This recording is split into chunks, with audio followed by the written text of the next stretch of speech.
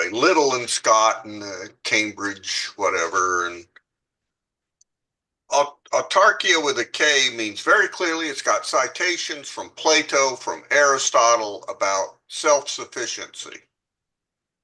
And the autarkia with a chi, or CH, does mean self-rule, but it has a much broader, less focused meaning that turned about like a city can be a city that rules itself would be self-ruling, and it does apply. It can apply to men, but it's not actually. I didn't see any citations from any philosophical works where they used that term for that. There's no citations from Aristotle or Plato or whatever. So I think Kenneth is just avoiding going off into something that's murky. The other Greek term is very clear, but the other term is too broad maybe for his usage. And it does, autarkia is from self-rule, and it's the rule there is like archeo. So it does mean self-rule, but it gets confused with a Italian Renaissance, maybe Mussolini, I don't know, of autocracy, which is from krates, power, like democracy and stuff. And they all end up looking alike. And I think as I got reading all this stuff in my lexicon, I decided that maybe Kenneth had made a very good choice of avoiding this swamp of don't get it confused with a modern coinage for autocracy. Don't get it confused with polises and stuff that are self-ruling and whatever, and just say self-ruling. You know? Mm-hmm. So you can forget all the other stuff I ever said. I kind of revise. I'll kind of revise that. I somewhere at some time I read a very nice article on these two words and their relationships. I can't find that article, but in trying to go back to, research it myself, I came to think that maybe that article wasn't as convincing as it seemed to be. That the words are a little, the one word for self-rule is a little more ambiguous in its usage in classical Greek than Kenneth would have liked. Yeah. And probably wisely didn't use it. So enough from me. Well, that's quite interesting, actually. There's an issue these days in people who are trying to learn reconstructed classical Latin. There's a pair of problems, and one is, if you restrict yourself to the vocabulary and grammar and pronunciation and spelling of the classical Latin period proper, then you're also restricting yourself to what they knew, which means now you can't talk about science, you can't talk about all kinds of technology. It's a significant difficulty. But if you supplement that with medieval Latin and Renaissance Latin and what they call Neo-Latin, the Latin since then, you're burdening your classical Latin with not just innovations, but also errors. This is something that modern English didacts of the 20th century don't like to hear about. We don't believe in errors. Every change is good. All change, you're not supposed to ever prescribe anything. You must be absolutely, go with whatever the language, however it's used, is correct. But this is patently false. People do make errors. I've made plenty of errors. And people make errors in large numbers. So one of the critiques that the Renaissance Latinists had was that medieval Latin was just crawling with errors, spelling mistakes, pronunciation mistakes, definition mistakes in vocabulary. They got all, and it's because they weren't using Latin as a living language, right? It was just a supplemental language that they used in their services. And so when they tried to learn it, they were learning it the way you learn something at arm's length, not the way you learn something you're living with day to day. And it showed. So there was it was the motto of the Renaissance Latinists was ad fontes, the back to the sources. There's like, let's just skip over the last 1,000 years of Latin literature and education and go back to the original sources and try to untangle this Gordian knot that's been made of the language to try to get it right. So on the one hand, if you want to, speak classical Latin well, you have to be willing to throw away a lot of how it's been used since then to get rid of this grime that's on top of it that a radical descriptivist would insist is progress, but it's patently obviously not progress. A lot of it's just bungling. But on the other hand, if that's all you do and you don't ever innovate, then you're stuck with the worldview and the knowledge base of ancient Rome, and that's awfully constricting. So there's this dual problem, and this is a kind of dialectic, exactly like Hegel talks about, like Kenneth talks about, where the proper solution requires taste.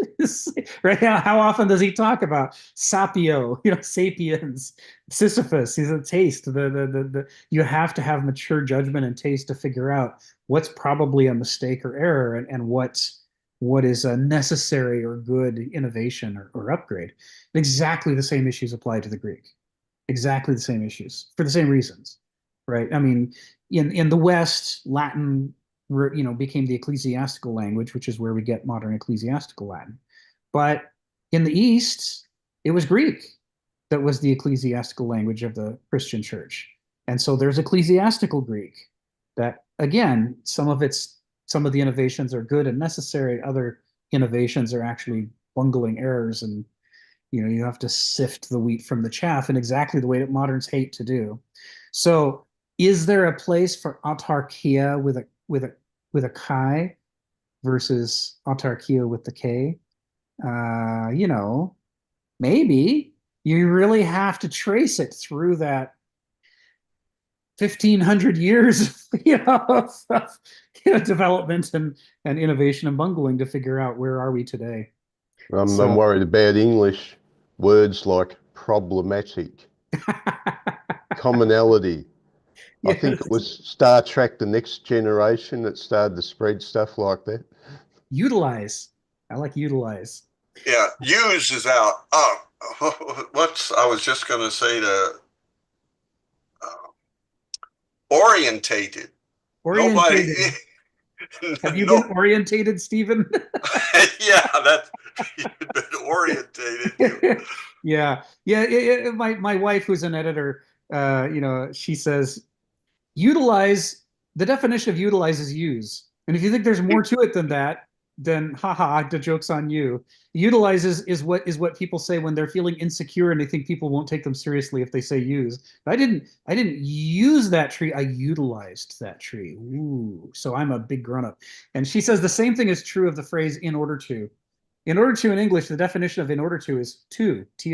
You can cut every instance of in order to, replace it with to, and you don't lose one jot or iota of meaning. You just learn, you lose fluff and contamination. And the kinds of things you're complaining about, Stephen, are exactly like this. They're this cruft that accumulates when people are posturing.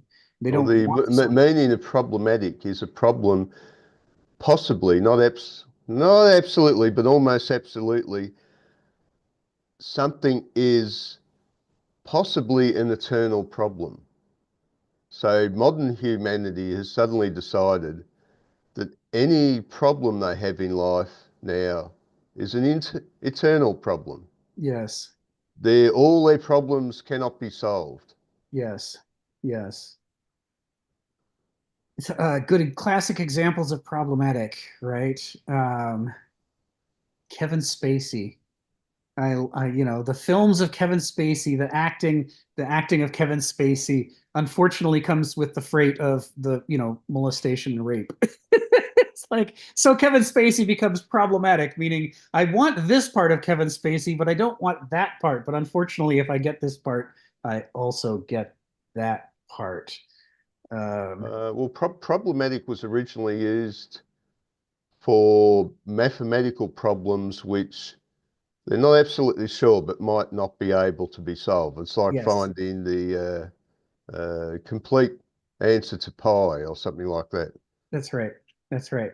My enjoyment of Kevin Spacey films has become difficult for me because he's problematic. You might not be able to fully enjoy, the consumer experience because of the unfortunate nastiness that we don't want to talk about or think about, or if only it wasn't there. Maybe if we don't talk about it, it'll be okay.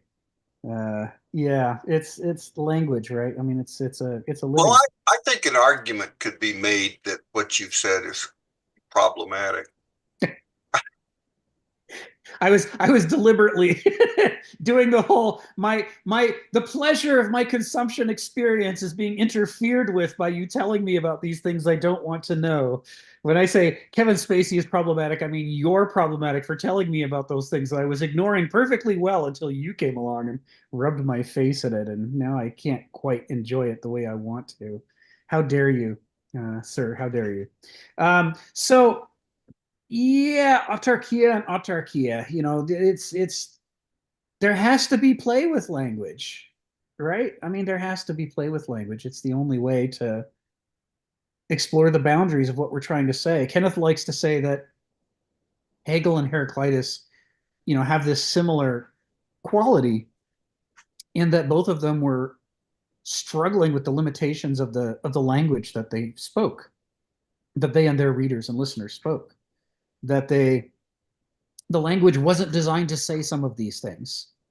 And they had to find ways through metaphor, through parallelism and contrast, through any number of devices, but especially through wordplay. They had to find ways to be the finger pointing to the moon. The language wasn't going to give you the moon, but maybe you could point at it. And it's often a struggle. And it's why so many people can come away from reading their stuff with completely opposite or contradictory interpretations, depending on how much or how little they want to hear the message in question. like, I talk about the Kevin Spacey thing, but the real example I'm citing underneath all this is the alcoholic family dynamic I grew up inside of, in which there's an elephant in the room, and the family will be able to continue just fine as long as we never discuss the elephant in the room. Let us not mention what the unfortunate occurrences. Each time it happens, we will put it back into the memory hole and not think about it. Anyway, so wordplay. Speaking of which, so for today, we can mostly focus on paragraph 15 for Sharon's benefit. This is week 136. Chapter 5, Medieval Civilization, paragraph 15 we're going into. But in order to ramp up, I'm picking the first sentence and the last sentence of paragraph 14 as our jumping off points, because Kenneth, he's got linkages. So let's start with the last sentence of paragraph 11, which we didn't quite do justice to yet. Men have a right and a responsibility, to exercise the virtuosity of their ultimate insight and judgment for themselves. That's the first half, right? This is about here's Joe. Hi, Joe. This is about agency. And it's saying that agency is not just a willfulness. It's not just that you are free to do this. You do have that right, but it's also a duty. You have the responsibility. It's both at the same time. To exercise the virtuosity.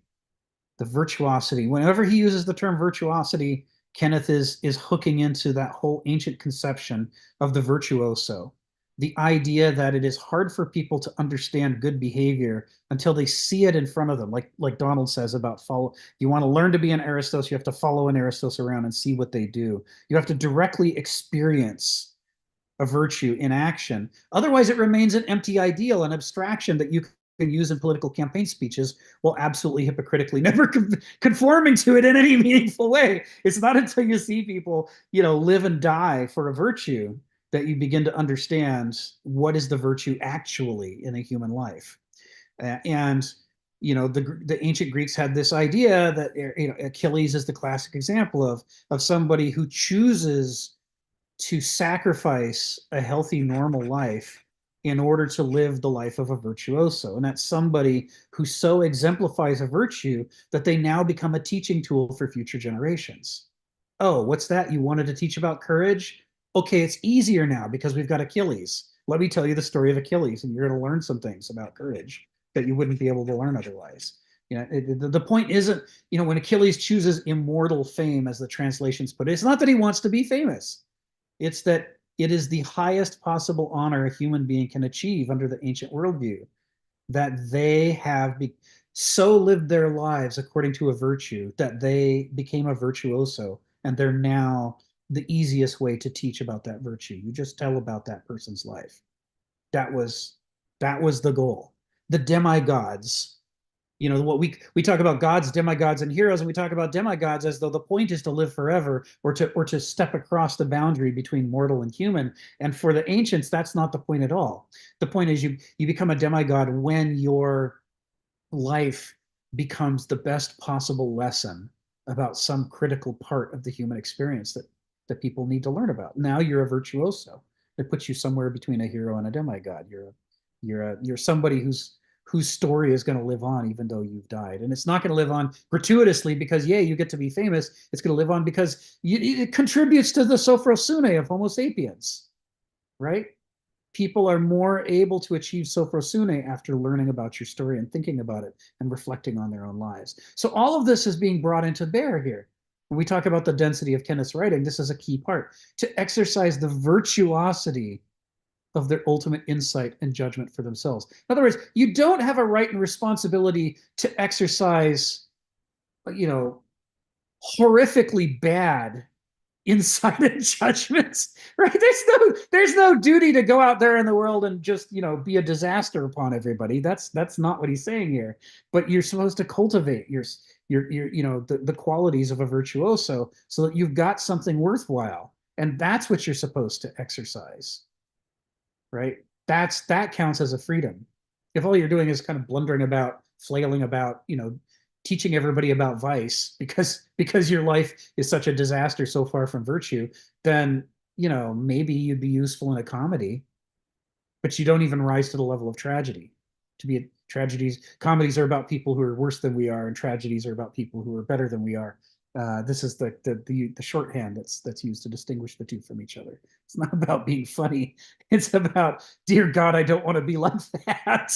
At least in the classical sense. So all of this is caught up in the first clause of this sentence, that you have a right and a responsibility to exercise this virtuosity of ultimate insight and judgment.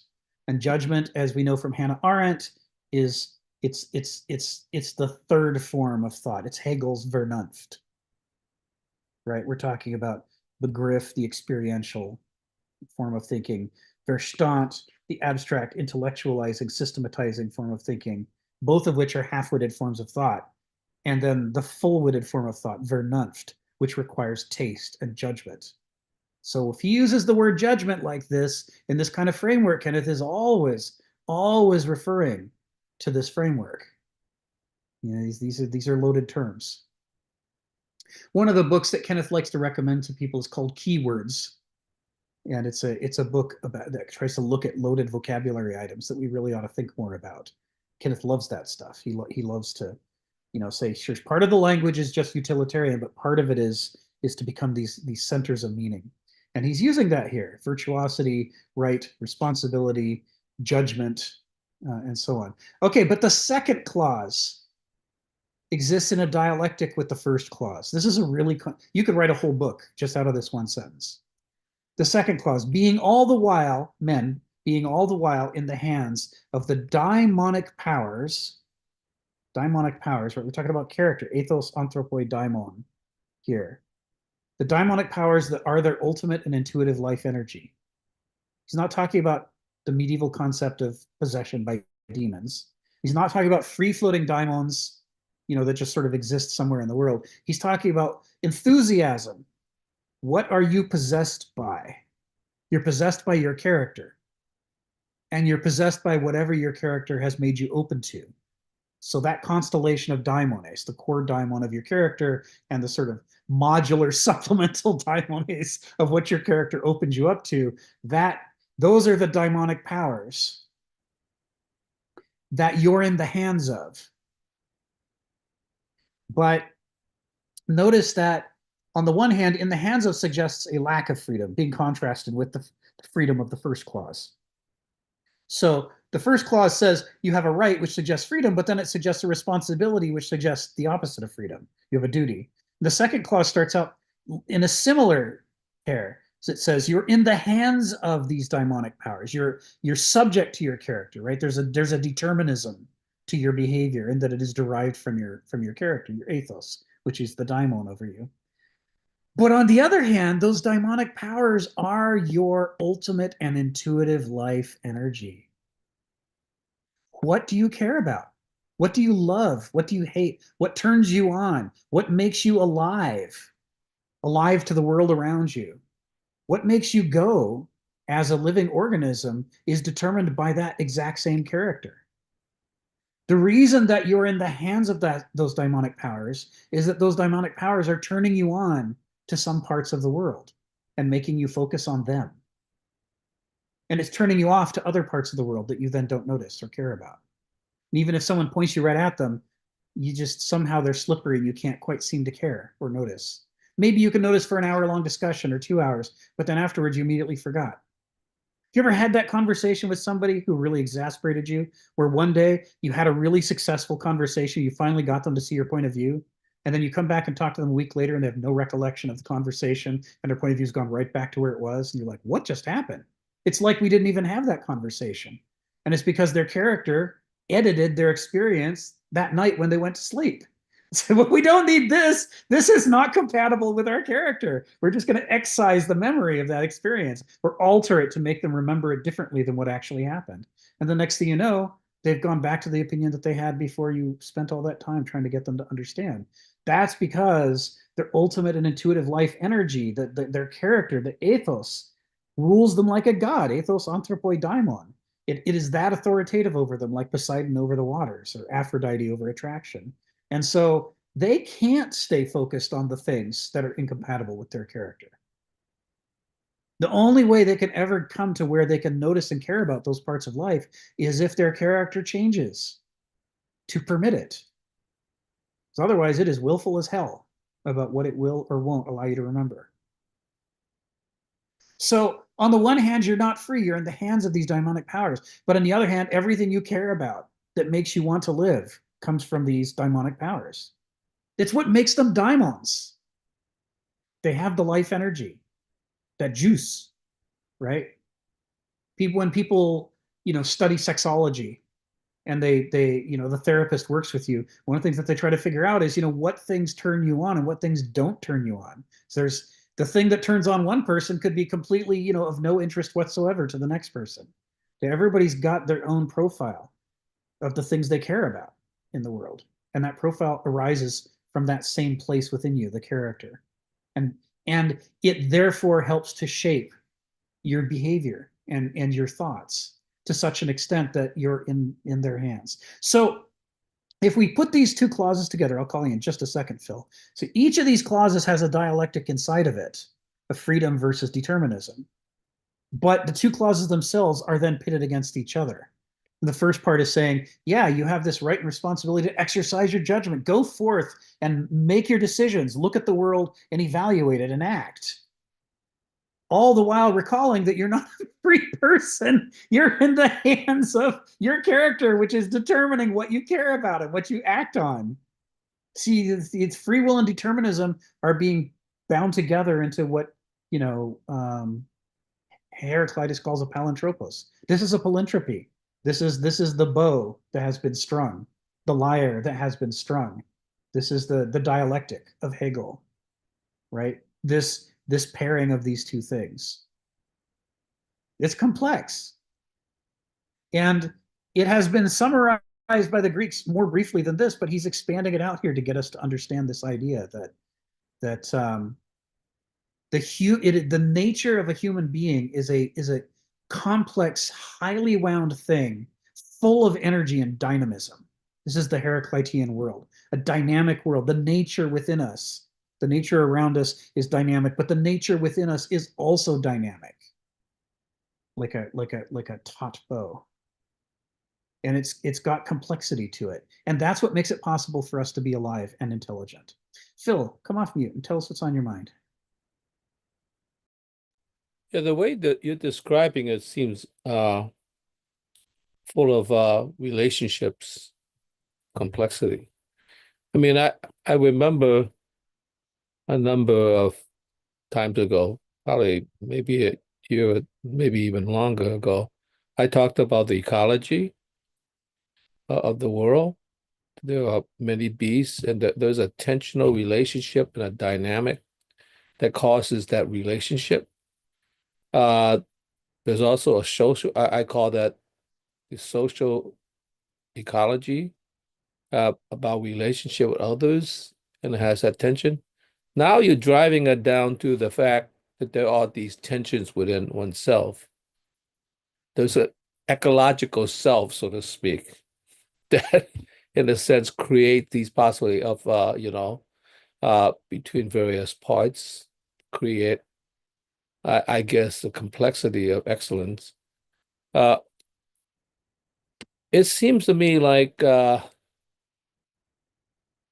when I begin to think about that, although I can't displace the fact that it's also like a Russian nested doll, that they're layered together. But it almost seems like the heart of all of that is the internal ecology within yourself. That seems to almost hint at the fact, the Renaissance, the Copernican turn. Man is the measure of all things. I mean, maybe not in terms of like the cosmos, but he measures, and because of this excellent in taste, he could actually create uh, a facsimile, a representation of the ecological, the social dynamics, and all that. So it seems to me like the first thing you think, put your focus on, is who the hell are you, right? I mean, because that's like a spinning top. At the tip of the point is your character, your individuality, whatever it is, uh, in a sense of if you don't have that, the top gets kind of wobbly. and and all the ecology that rests on that pin that spins is also very wobbly, at least in terms of your understanding of it. So that's a very, very interesting relationship, because it's not just about yourself. It's not even just about relationship with society and nature, but the relationship of all those swirling parts, swirling sometime in different ways. It's almost like a hurricane that, in a sense, that twists in different directions. I kind of like the hurricane in Jupiter, which like is a very, very complex relationship. So that's why you begin with a self, and I wonder to what degree is that the reason why Socrates never really appreciated the written word, because the written word, in many ways, hardens that relationship and makes it less dynamic. Yeah. So it becomes a much more geometric relationship rather than a whirlwind. Yeah. I'll just leave it at that. It seemed like, yeah, I was interested in how the Renaissance relate to the Copernican turn. Yes. It's really because individuals have the ability to see the dynamism and the relationship of civilization, of nature, of the cosmos in a funny way. That's it. Well, Thanks, Phil. It makes me think. What you said makes me think of two things. One of them is that hurricane idea.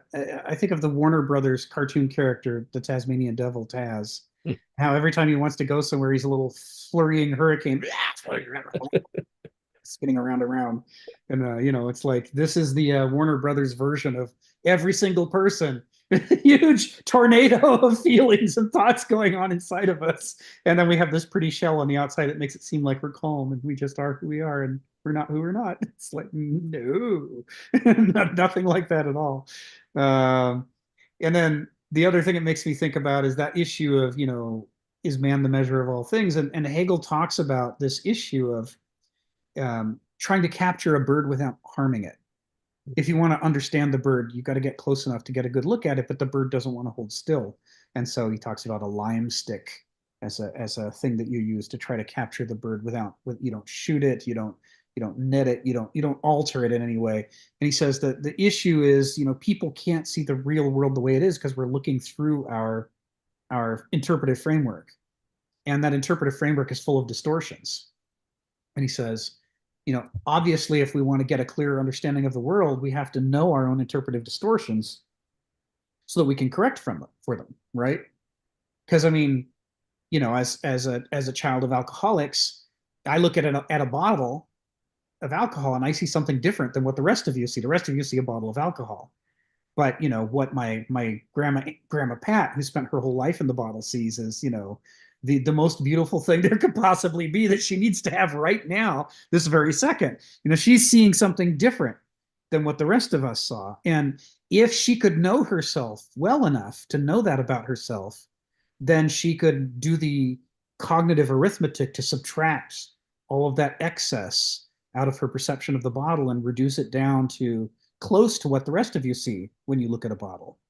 And Hegel goes on to say, now, this isn't to say that by doing this, you successfully see things the way they are. Because if you saw things the way they are, you wouldn't be going to this massive amount of energy to de-interpret your interpretive frame, the warped perceptions that come through your interpretive framework. That is, we have to work hard to subtract out all these distortions. If we saw things the way they really were, that work would not be taking place. All that energy could be used for something else. He says, but it's better than nothing. So at least you're trying to correct for the distortions, as opposed to embracing the distortions and deciding that your distorted version of reality is the truth because you say so. Does that not create a problem though? Because I notice even within myself, as you get older, your perceptions harden because, and in a sense, there's less sort of like ability to accept the swirling Yes. tornado. Yes. And so because you learn that that's a very difficult thing to deal with. Yes. So it almost seems like, well, that may not necessarily be for all people, but it just seems to me in general, it's that you get tracked in a certain thing, and that's always worked for me. It's just and in some sense, your understanding in many ways becomes narrower and narrower in general, So it's hard to fight against that, like I notice, for instance, when I go to a restaurant quite often, I like to order the same food. But I used to remember when I was younger, I like to try something new, right? Like just try and see how it's like. But now it's like, Yeah. I'm set into a pattern like, oh yes, I like that. I'm just gonna keep eating that because I guess my taste has changed in a sense. So we're fighting again. We're not only fighting a character, but we're fighting internally about how our character sort of somehow gets more and more frozen as Yes. we get older and older. Yeah. It's that thing Kenneth says, it's like you want to be alive to the nature around you, right? So that you react correctly to the world, but you also have to be alive to the nature within you.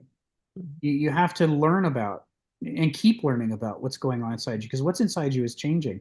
And if you're not alive to the nature within you, then the danger is that as you grow older, you not only ossify, but you ossify you grow into a caricature of yourself so that you become not the authentic you, but a weird cartoonish, homunculus version of yourself. And then you get stuck that way.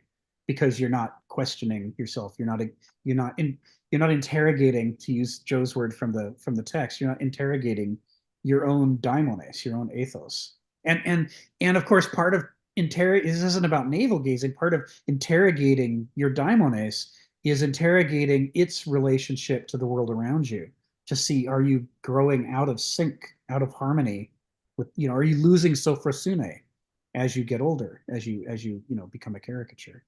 And the goal is to do the opposite.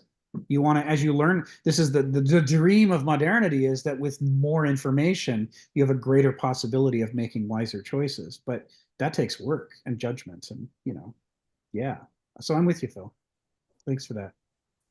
Stephen, come off mute and tell us what's on your mind.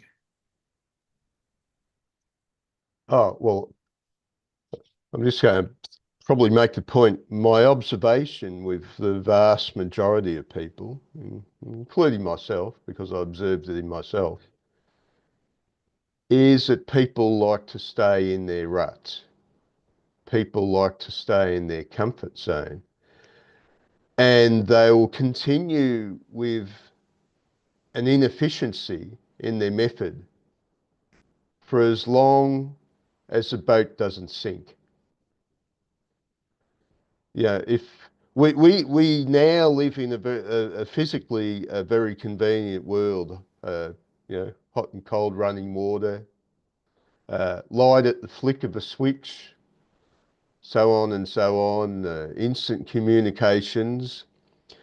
And such a world has made it very easy for people to remain in their rut.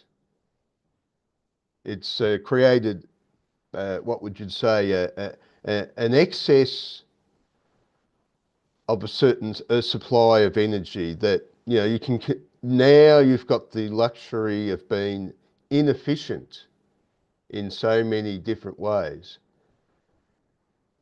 And people won't tend to change their method until they have a big shock in life. As long as they can get away with their inefficient selves, remain in the ruts, in their comfort zone, gazing on their navel.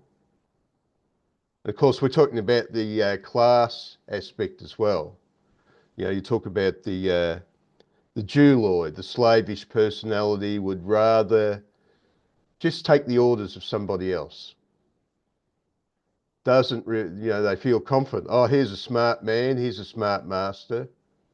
I'll put my hands in the hands of the man that stilled the water.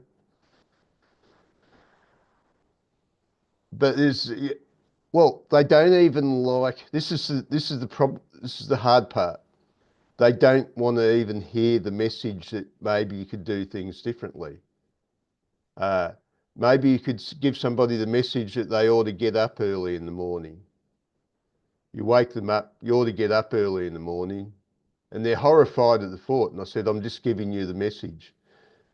Knowing the message, just go back to sleep now. But they don't like the message. They want to shoot the messenger. And there is a messenger in ourselves. And the fear seems to be that if we hear the message of what is righteous to do, then instantly we must commit ourselves to do it. And because we feel, oh, I don't want to change my ways, I'll shoot the messenger instead. I don't want that annoying alarm going off. But I think it's better to leave the message there. And if you want to, just stay in the rut. But know what you're doing. Just be slightly aware that that's your situation, that you're in a rut. But this is a striking thing.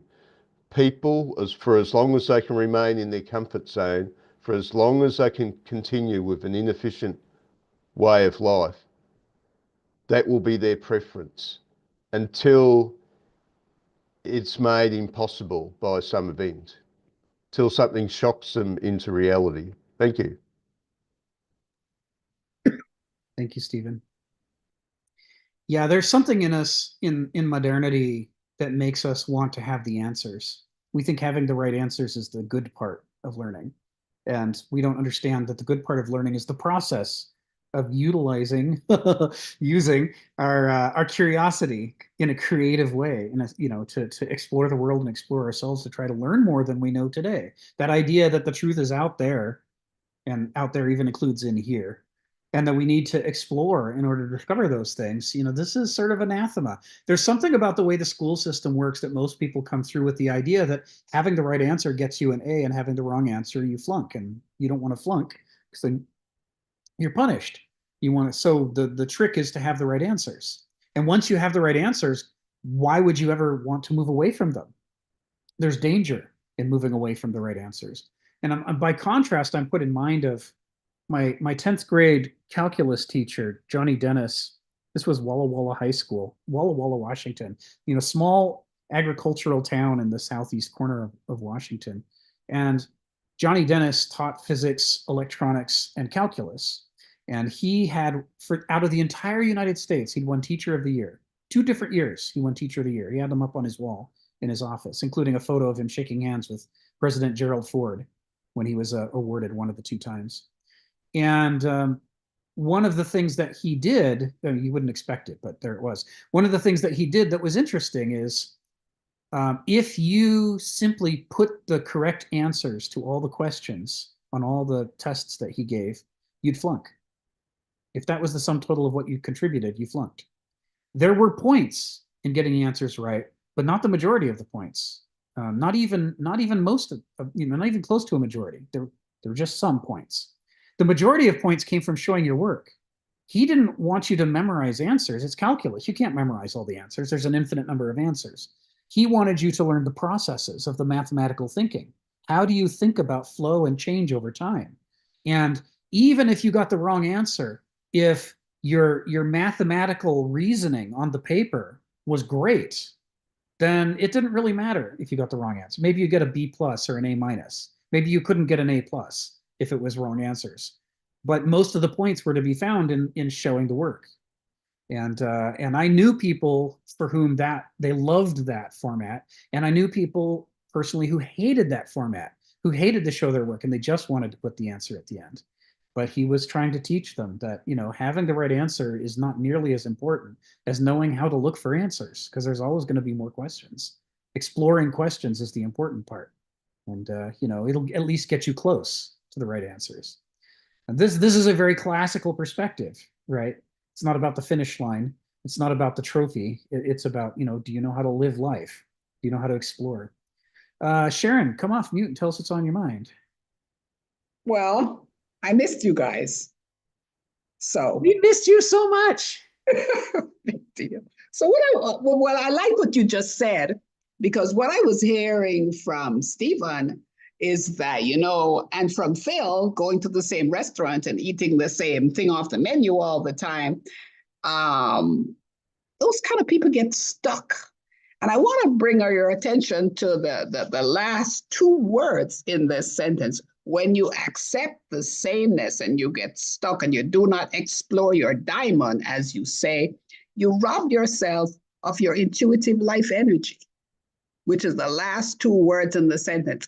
And for me, I can speak for myself. That's why I'm sitting here, because I'm no philosopher, but I've learned so much. But it's my curiosity and my intention to get out of my comfort zone, because after all, I did science, and this is probably social sciences or arts. I don't know what it is, but it's very, very different. But it keeps you energized and it keeps you going. And once you lose that, then life becomes a very dull place to be. So your diamond, I think, is an ever-expanding entity, virtuous or not. Yes, absolutely. Absolutely.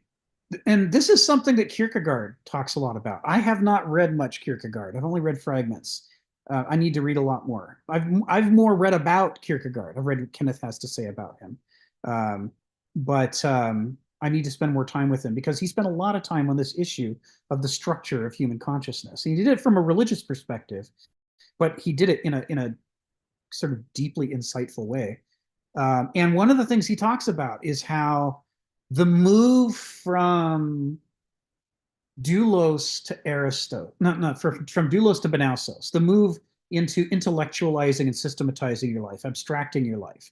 It's what the U.S. school system calls growing up and getting educated. You know, learning facts, learning processes, memorizing, passing tests, getting good grades. That process, Kierkegaard calls this the aesthetic life, where you are sort of, rather than just being yourself.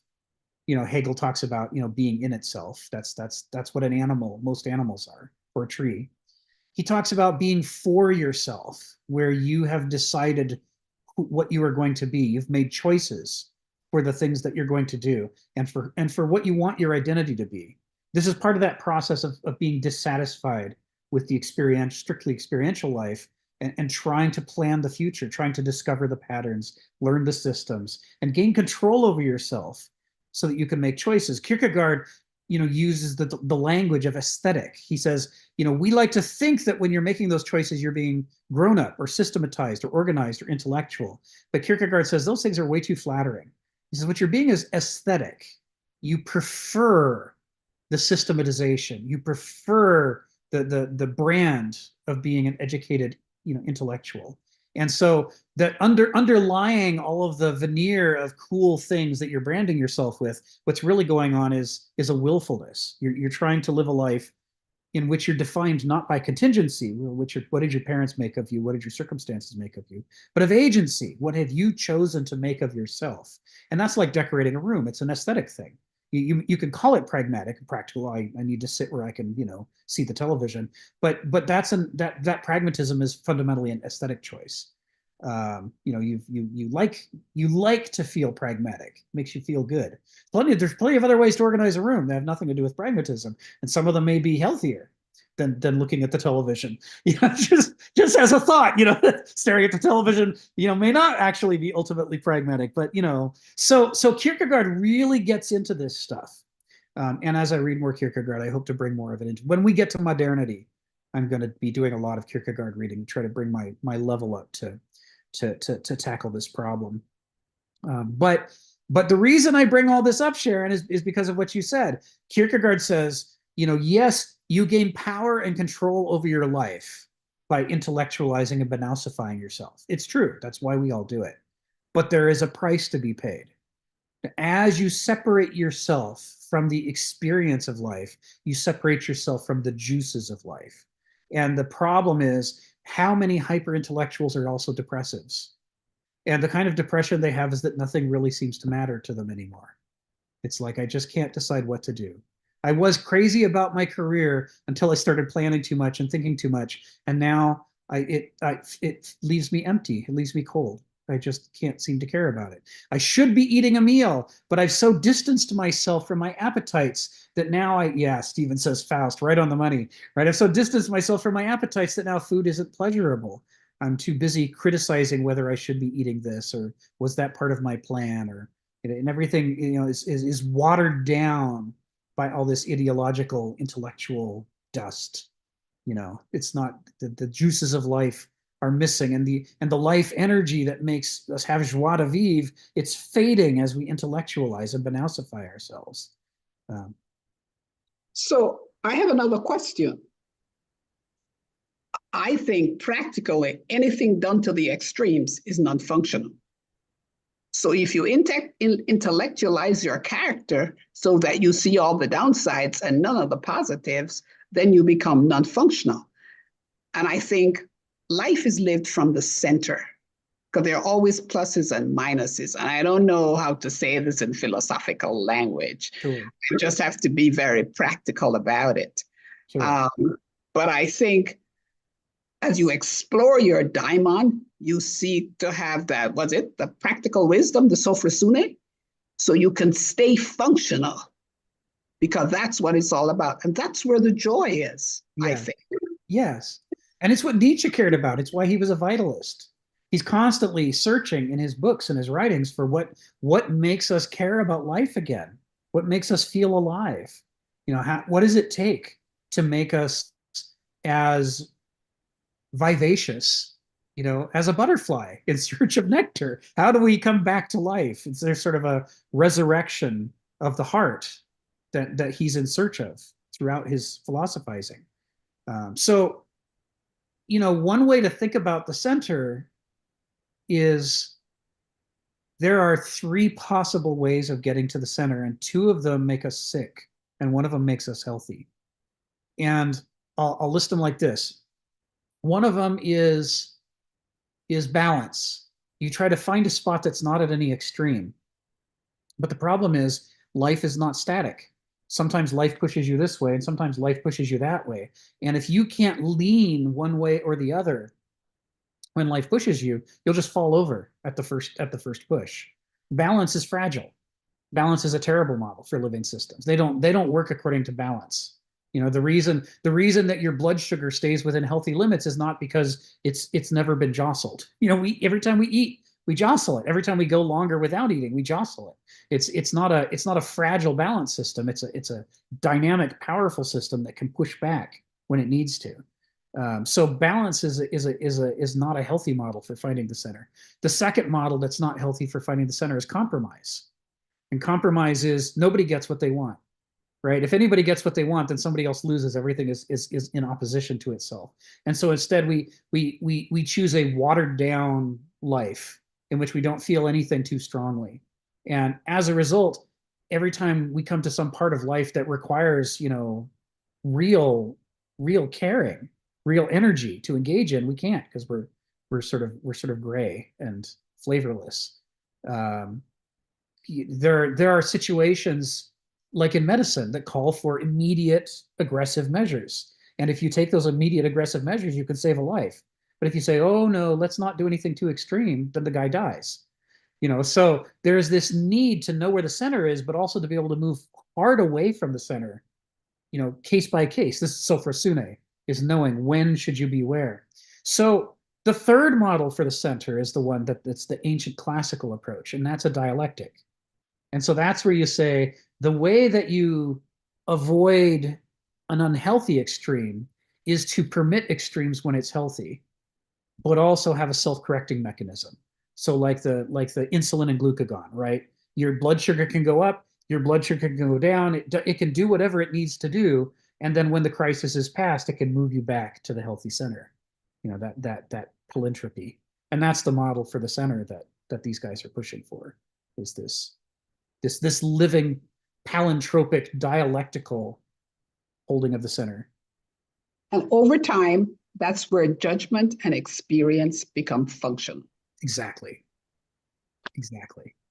Critically important. Yeah.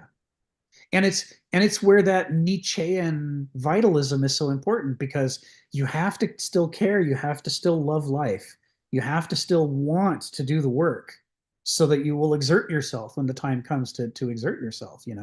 It's like, okay, now is the time to grab the scalpel and open him up. Normally we don't cut people open, but we got to get in there and help this guy's organ, which is in trouble. So, now we deviate from the center and go hard into what's appropriate for this circumstance.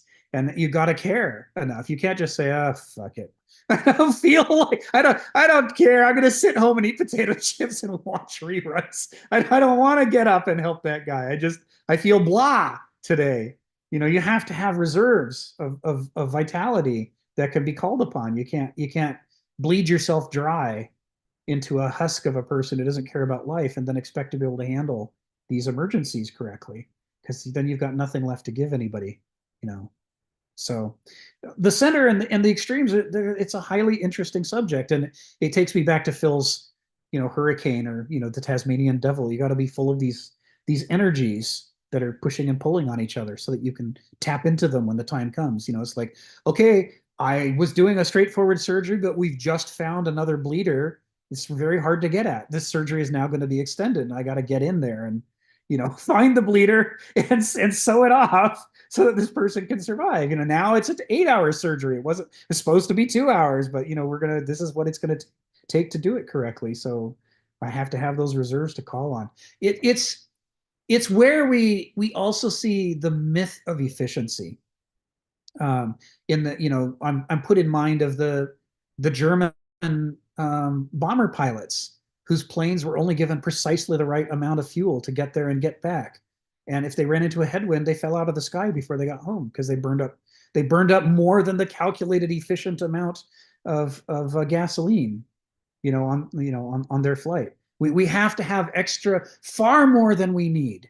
That as going to Stephen's thing, the oak tree has to cast out thousands of acorns everywhere, not so that they all survive, but because you have to be far more abundant than your current circumstances require, because your current circumstances are going to change. You don't know what your circumstances will be tomorrow. Maybe tomorrow it takes this many to get one oak tree. You don't know. So we can't always be cutting everything back down to the bare minimum in a misguided quest for efficiency, or else then we don't have anything to give when extraordinary circumstances arise. Phil, come off mute and tell us what's on your mind. Yeah, this seems to be one thing missing in this equation. My thought is that we are not infinite beings, we're limited. So therefore, we can't be excellent in everything, right? So therefore, you have to, in some sense, also parse your limitations and pursue the things you're really interested in, or a few things you're really interested in, and leave the others. Well, that's good enough for government work. I remember, I remember when I was just out of graduate school, I had some artists I was living with, in a way. It's not a community, but and one of them commented is like, Phil, when you do something, you usually do it excellently well or just like barely good enough. There doesn't seem to be a gradation. And I thought about that. I said, yeah, that seems right, because like that's good enough for, for government work. I would say, like go grab a hamburger, it's efficient, you got that done, you got to concentrate on art or whatever you're going to do. And that reminds me of a very important problem in in Chinese paintings, particularly landscape paintings, and that's the negative space, right? The Chinese understood that the negative space is full of energy and possibilities. And it's not that they're ignoring it because, like, well, that's just nothing, the absence of something. But the negative space, in a sense, produces the energy that, in a sense, that helps the relationship between the positive and negative. And I think that if that's not a dialectic, I don't know what it is. I remember there's one guy when I was studying Chinese art, called his name was like, they call it a nickname called One Corner Ma. Like there was a corner of his painting that was always empty.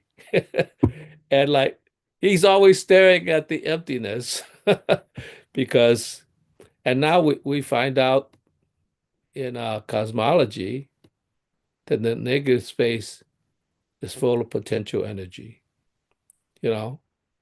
And it's interesting that the cosmic order, as far as they could see it now with the James Webb Telescope, is there are concentrated areas where there's a lot of matter and a lot of energy, and other places that are almost empty, but it's full of possibilities that develop.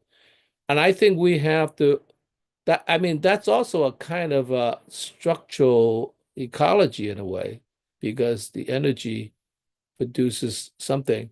So it's kind of like when I was teaching one of my drawing classes, I told them the surface has got a lot of dynamics. You can't see the surface. It's like I'll just draw the tree and the rest is just background, forget about it.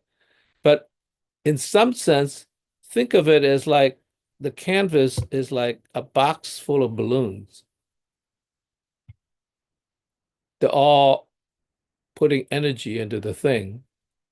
I said, now just imagine if you took a pin and popped one of the balloons.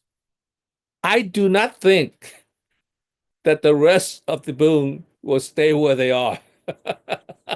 I mean, completely shift the dynamics in that sense, because otherwise, like, oh, you just keep popping the balloons and pretty soon that, like, still the things that are there is going to remain there. That's not going to be the case. That's always a case in a social structure, ecology, you get rid of the whales, something else changes. So there's a much more complex thing. And as a human being, you're limited. You can't focus on that. That's why by the way, that's why we need a society.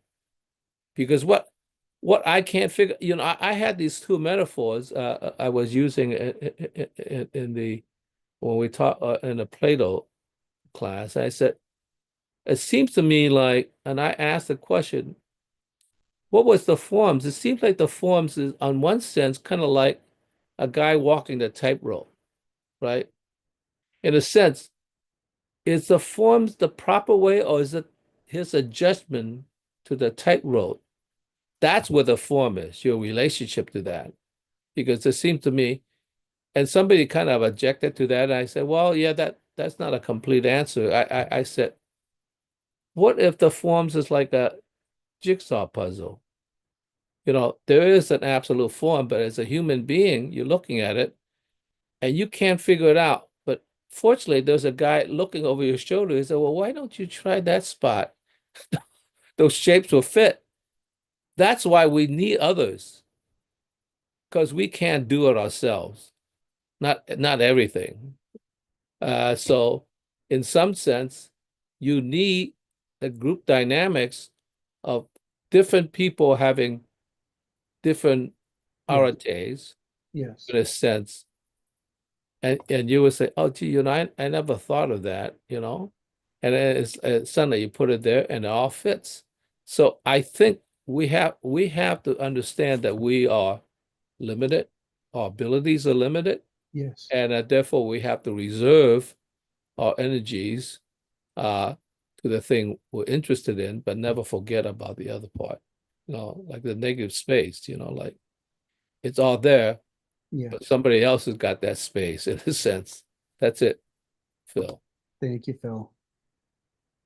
Yeah, you talk about the void in Chinese art. In Japanese art does it too. The awareness that you need the empty space to give meaning to the space that's not empty. And Or particularly Zen. yes, yes. And Christopher Alexander talks about this explicitly in his book where he tries to define life geometrically. What is the geometry of a living system? How could if you just visually look at it, how can you know if it's alive or not, or how alive it is? And he cites Chinese art and Japanese art and the void. It's one of his qualities. Things that are just relentlessly busy are not alive. It's there needs to be a quiet space. And the Tasmanian devil, the tornado, what's at the center of the tornado? Right? You got this big quiet space at the center where you can where you could just look at the tornado around you going, man, I'm glad I'm not 7 feet to my left. So this is the right place to be standing. Stephen, come off mute. Tell us what's on your mind.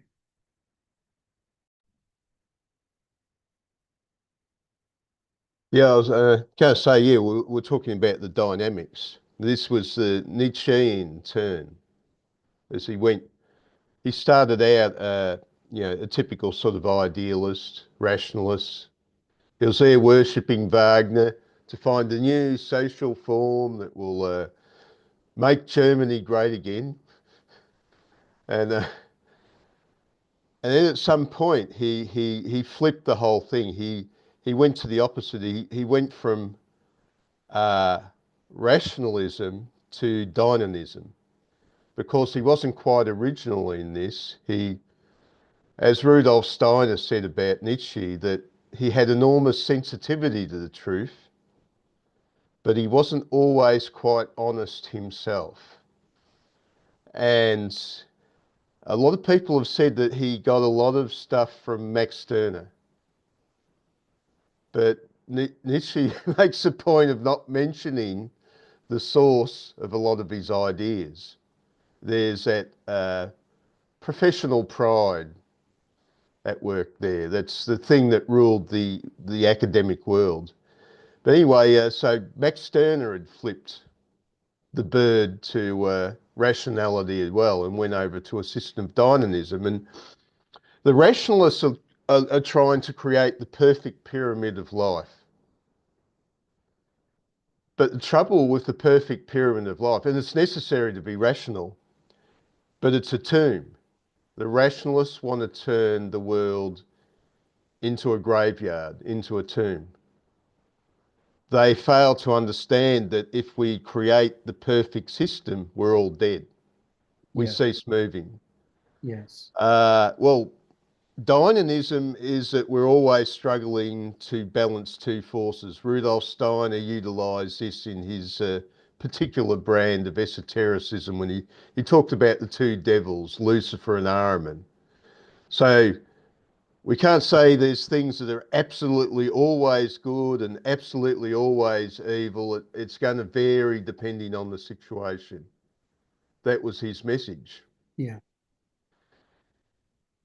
And for example, we see the rationalists at work today, for example, with speed limits. Now, I don't like actually travelling too fast in my car, but the virtuosos in the committees of government have all decided, you know, when we've dropped the speed limit to such and such, our next job will be to spend the next 10 years dropping the speed limit even lower.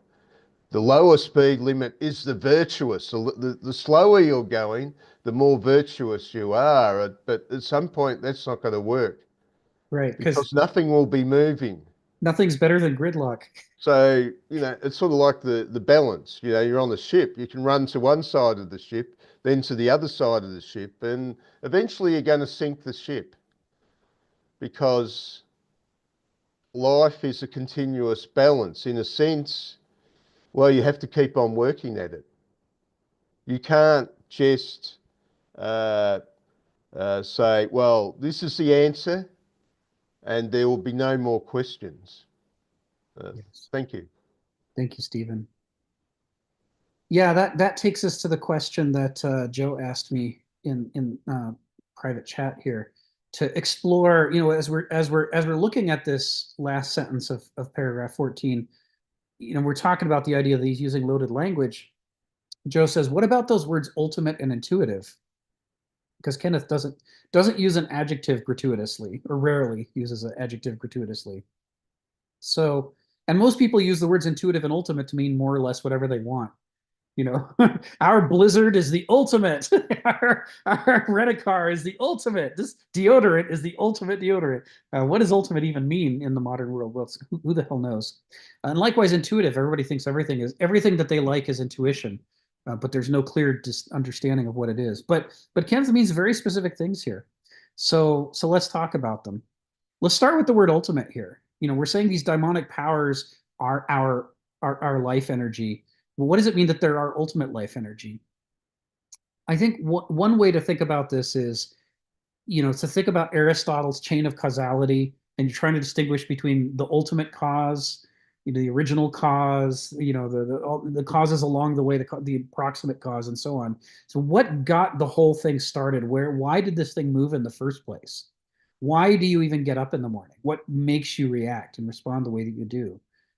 And what he's saying is that your character, which generates the specific pattern of juices of your life, what are you excited about? What are you not excited about? Is the ultimate source of those things. Why does the cheetah get turned on when it sees the gazelle? Why? Because that's its character, right? The connection between the emotional centers of the brain and the planning and action centers of the brain, that's the big driver. Says, I feel something strongly, and so I pay attention to it, and I care about it, and then I start making plans about it. I think about it, I make plans about it, and then I act on it. But ultimately, no matter how much logic I may burden my behavior with, the source of it isn't the logic itself. It is this daimonic life energy that arises from the particular constellation of our character that makes us care about this thing and not that thing. That's why we're not a cheetah. It's why we're us. That some things make us angry, and so we act on them. But the thing that makes you angry might be different from the thing that makes me angry. So you look at a certain thing you're filled with, your character fills you with life energy, and you go for it. You got to act. You can't be silent. You have to speak up. I might look at that same thing and just go, it doesn't carry any juice for me. And that difference between us is part of what the Greeks meant by ethos. It's part of what they meant by character, is that's part of the constellation, that you've got these we've talked about them as fountains of order. And part of the reason they're a fountain of order is that they're a fountain of motivation. There's enthusiasm attached to these fountains. You care about some things I don't care about, and vice versa. There's some things that for me are a fountain that for you are just, it's a wasteland. There's nothing there. That stimulus doesn't do anything. The other way in which we got to talk about this being ultimate is, logic, the pure perfect rationality of logic is an irrationality sandwich, in which the pieces of bread are irrationality, and it's only the filling that's the logic. So what are the premises that you start with in your logical argument? How did you pick those? Well, I mean, when we're trying to talk about how rational we are, we try to steer the conversation away from that question. We want to show you all the steps of derivation we made. Look, this all obeyed the rules of logic. Behold my perfect pure logic. It's like, yeah, but can we go back to your suppositions? Where did you start? Why was this where you started? And ultimately, the investigation reveals that the selection of your premises is an irrational process. You can try to dress it up in rationality. You can try to rationalize it after the fact, say, oh, I totally picked it for these rational reasons, but that's false, right? These things were compelling starting points for us because our character said so. Our character said these things are important. It motivated us. We noticed those things. And there were many other potential starting points we could have started our logic out from, but our character wasn't interested in those. It turned us away from them. They had no juice to them. And so we didn't start there. The whole process of picking the starting point is driven by the juice, by the life energy. This is one of the ultimates. It's the beginning ultimate, right? And logic has another ultimate on the other side, another irrational life energy ultimate at the conclusion. Why is this where you concluded your logical argument? You did 17 steps to this point, and then you stopped here. Why didn't you stop at 16 points? Why did you go that 17th step? Why didn't you go 18 steps? Why did you stop here? And ultimately, the selection of the conclusion is arbitrary and emotional. It's driven by life energy. It's because this point that you landed on is full of juice. It's full of life energy. It's meaningful to you. You care about it. You think it's obvious that this is a point someone would want to drive to. But in doing that, you're taking for granted that it is what it is it's on a topic or an issue that your personal ethos is a fountain of life energy and motivation on. You personally are motivated by this spot. And that idiosyncrasy that distinguishes you from me is an irrational idiosyncrasy. It's not determined by logic. It's determined by your nature, by your character, by your emotions, by your experiences, by your upbringing. It had nothing to do with logic. Logic was just the connected dots in the middle between two irrational points, your premises and your conclusions. But we try not to talk about that when we're trying to say how rational we are, how intelligent we are, how systematized and intellectual and educated we are. We try not to talk about the selection process of the premises of the conclusions because it's patently obvious that they're not logical at all. And Stephen cites the example of why the foot was chosen as a unit of measure. And there is a slight logic to it, but it is ultimately, arbitrary. There were many other foots that could have been chosen. The meter was chosen for supposedly strictly intellectual, rational reasons, but it fails on exactly the thing that the foot succeeds on, which is the foot is at least related to the human body in human proportions. You're trying to build stairs that a human being can walk up, the length of the foot is actually relevant. We learn in traditional Okinawan martial arts that the length of the tools you use is related to the length of your forearm, the width of your fist, the height of your body, the stretch of your arms. It's got to be something you can manipulate. If the staff is too long, then when you wield it, it hits the ceiling and hits the floor. You're the wrong height for this staff. The staff's the wrong height for you. And so the tools you use should be proportioned to the human body. The foot is arbitrary because it's only one specific person's foot that it's based off of. But at least it's one specific person, one concrete actual person's foot. The meter's not based on any human being's body parts. It has no relevance whatsoever to the human scale. It was chosen arbitrarily. The metric system has its pros and cons. So that's ultimate. right? Ultimate. And it's ultimate because if you're attempting to rationalize or bargain with your emotional life, your constellation of motivations and fountains, the things that give you life energy, your logic and bargaining are going to fall apart when you get to that level. There is nothing deeper when it comes to what motivates you than your ethos. It's fundamentally a contingency, right? I mean, we talk about how when Heraclitus says ethos anthropoi daimon, he's not just saying that your character is a contingency. He's also saying you have agency, and it's your duty, it's your right and your duty to cultivate your own character so you can change it over time, so you can change your fate. But if you don't do that, then your character is strictly a contingency.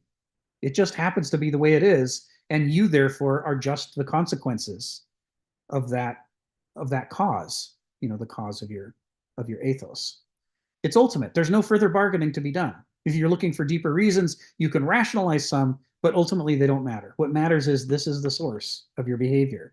And if you want to behave differently and want differently, if you want to notice differently, if you want to have more virtue and less vice, or vice versa, you're going to have to cultivate that character to transform it over time, which is a difficult process. And if you don't do that, then you're stuck. It's ultimate. The other word here is intuitive. And this is dealing with the fact that the conscious mind is so finite with the 7 plus or minus 2 registers for paying attention to details. But the unconscious part of the mind is infinite. It's got all your memories, all your experiences. Even if we exclude memory, just in the present instant, your eyes are taking in far more than the central part of your focus. Your ears are taking in far more than what you're attending to. Your nose, all of your sense organs are pulling in an essentially infinite amount of information. Infinite because it's uncountable. There's just a vast amount of information. And it's all there at your fingertips, even if you're not consciously aware of it. So there's unconscious sensation, just like there's unconscious knowledge and unconscious thoughts. All that unconscious stuff, because it can work at an infinite scale, comparatively, relatively speaking, it is more powerful than the conscious part of our mind. The conscious part of our mind is restricted, just deeply. It's like the haiku. The conscious part of the mind is the haiku, and the unconscious part is the prose. You can say as much as it needs to in order to get where it's going. So when we talk about intuition, normally what people mean is some vague arm wavy thing. And everybody has their own definition of intuition, which they assume is the right definition until they sit down and talk in detail with another person, any other person really, and discover that that person's definition of intuition is completely different from theirs. But the general arm wavy definition that we can give to intuition is it is the product of the unconscious mind, which after all is a lot smarter than your conscious mind. It may be crazed, but it's smarter. So your unconscious mind can produce conclusions that are correct without your conscious mind ever having been involved.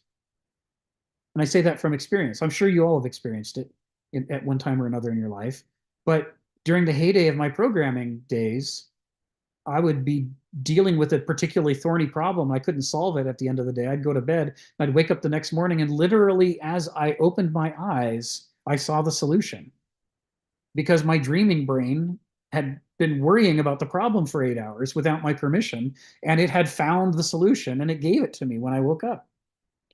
Lots of people talk about this behavior. I've actually experienced it, and I've documented myself experiencing it, so I know that it happens. And once I acknowledge that it happens, once I free myself from the need to insist that my agency is the king of all intelligence, and it's the greatest of all possible things, and I must credit it with everything. As soon as I let go of that and was willing to credit my unconscious mind with the work that it did, I began to realize how many of my good ideas were entirely the product of my unconscious mind. My conscious mind had nothing to do with it. So some people have hypothesized that the conscious mind is not in charge of you at all. The conscious mind is the little idiot who gets out in front of the parade and waves his stick around, claiming that this whole thing is his doing. The parade was already going before he got there. He's like, there go my people. I need to go get in front of them so that they know that I'm their leader.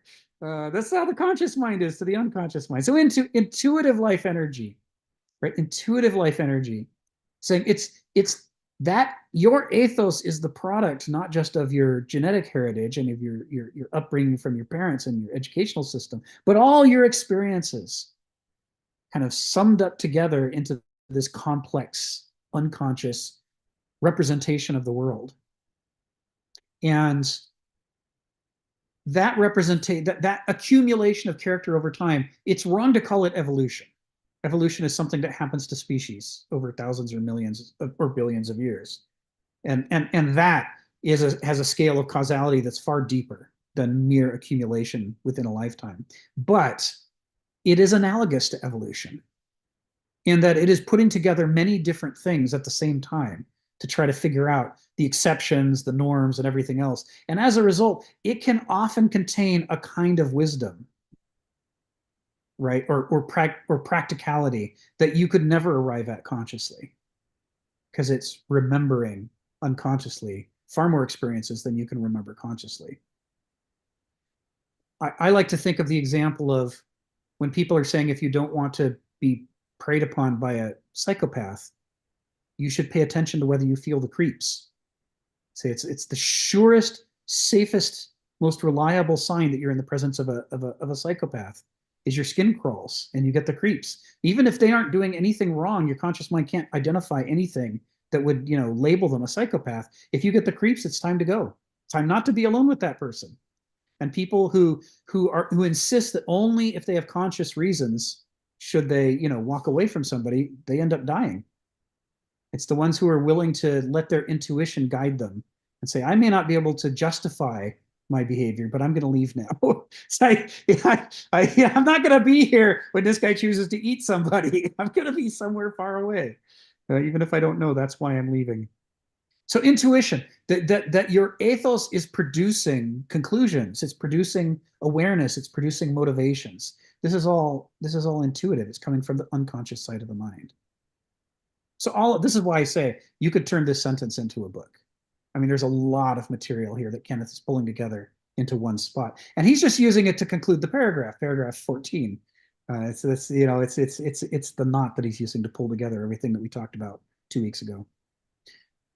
Sharon, you want to jump in now, don't you? Yes, because that's my favorite subject. So, Phil, I just want to interrupt for 1 minute. Intuition is something that I regard as mystical, and it has different dimensions in different people. And I think as you get older, you become more intuitive. And sorry, guys, women have more of it, right? I can say that from experience.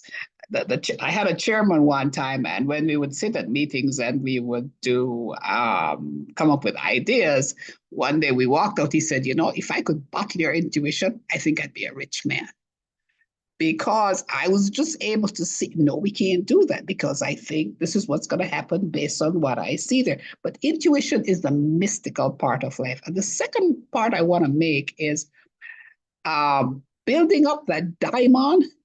There is something that that I tell myself, which when I was growing up, my father told me, is the pursuit of excellence. You never run out of energy for the pursuit of excellence.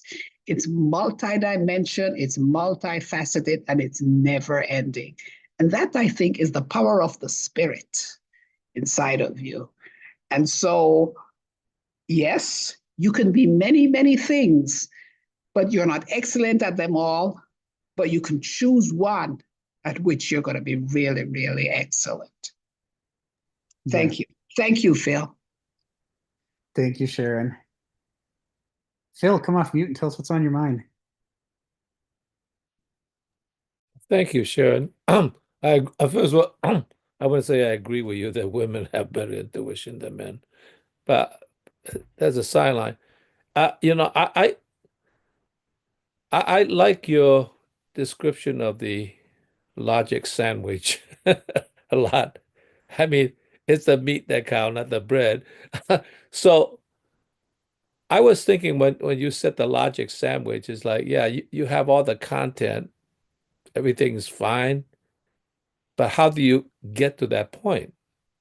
What make you choose the starting point as it was? And it seemed to me that really reminded me of Euclid.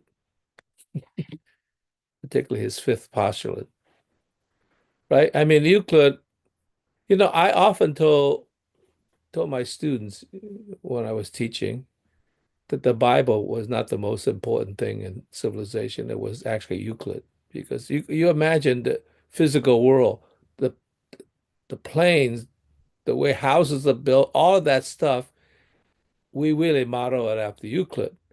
But his fifth postulate, I don't know enough about it. I think hope there's a mathematician here that knows exactly what it is. It was put there, and it turned out, I think, uh, my guess is I think Euclid thought that everything was planar geometry.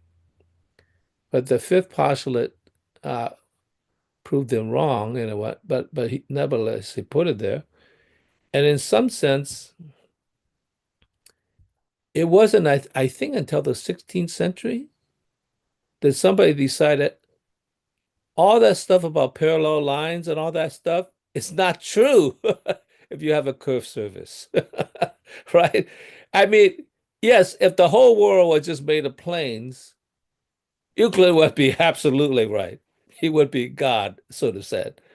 But that's not how the world actually works, right?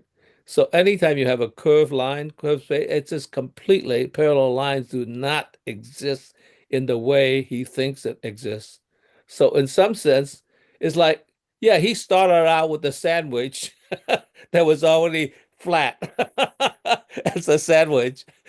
And when you eat the logic sandwich, you eat the bread as well as the meat inside, right? And so if he had started with a kind of a puffy, wavy bread, it would be completely different, the logic within it. So I really like that metaphor a lot. Not a metaphor, an analogy. Yes. Logic sandwich. We all eat the logic sandwich, and we didn't realize that all of the content, it could be fake, as far as you know. They do have fake meat these days, so in some Yes. sense. Yes. So uh, that was a thing, and I also want to come back with the fact that the negative space that you talked about, I think that's the space of contemplation and thought and wonderment, right? And so I think that's why it's such an important part of it, like, yeah, it looks empty, but if you see the whole thing as it is, you see that it has this force and pushing back. I think that's part of the relationship between dark energy and dark matter, as far as I'm concerned. But I don't know enough about it to make a real claim, but it's kind of guess. So in some sense, the dark energy, in some sense, is a negative space. That's it, Phil. Thank you, Phil. All right, let's finish off paragraph 14 by going back to the first sentence, which had a juicy thing I skipped over. And I'm gonna break this one into two clauses too. The first part is the roots of religion in human nature and the human condition. No verb there. You can insert the verb are or lie. The roots of religion are in human nature and the human condition. This is a bold statement. I mean, atheists, and I have been an atheist, so I know whereof I speak. Atheists the world over are spinning in their graves at the idea that religion is an essential component of the human condition, right? And Kenneth's saying they are. He's saying they are. He's saying it is our nature that we are religious in the way that we perceive the world. And to those who protest that there's nothing supernatural and you don't have to have supernatural stuff, and that would have been me in my teens and 20s, I would reply, who's to say that religion is about what's supernatural? Just because all the religions we're familiar with seem to have something to do with supernatural doesn't mean that the supernatural is in any way relevant to whether something is religious or not. To the ancient Greeks, the ancient Greek gods were natural. They were specifically not supernatural. It was essential to their definition that they were not supernatural. And I know The modern atheist then says, oh, come on, look at them always changing from one thing to another, changing people from one thing to another, and Daphne gets turned into the Daphne plant by Apollo. It's like, obviously it's supernatural. To which the reply is, the Greeks had their understanding of nature in which all things flow. Panta re, said Heraclitus, right? And it's in the word phusis, becoming. They see a world of transformation. They believe that transformation is part of life and that it is a sacred part of life. It's important to our survival that we grow from an infant to an adult. That's critically important. These are sacred issues. That the religious part of life is not the part that defies explanation. The religious part of life is the part of life we most need to pay attention to. It is the things in life that we most need to not overlook, that we most need to not forget. It's like if you're the mice in the grass and the elephants are dancing or fighting, you must not forget that there are elephants trampling around you because you have to get out of the way of their feet. If you don't get out of the way of their feet, you're going to be smushed flat. Don't play marbles on the freeway, right? Don't think that just because you can jump off of a 1 foot height means you can jump off a 1 mile height. You got to learn what are the big important things in life that are going to determine whether you succeed or fail, and pay attention to them and respect them. We're the products of 1,000 years of medieval religion, and now we think all religions are medieval, even the ones we don't believe in. Right? That the God that the atheist doesn't believe in is a medieval God in the modern world, because we don't have any direct exposure to the ancient world.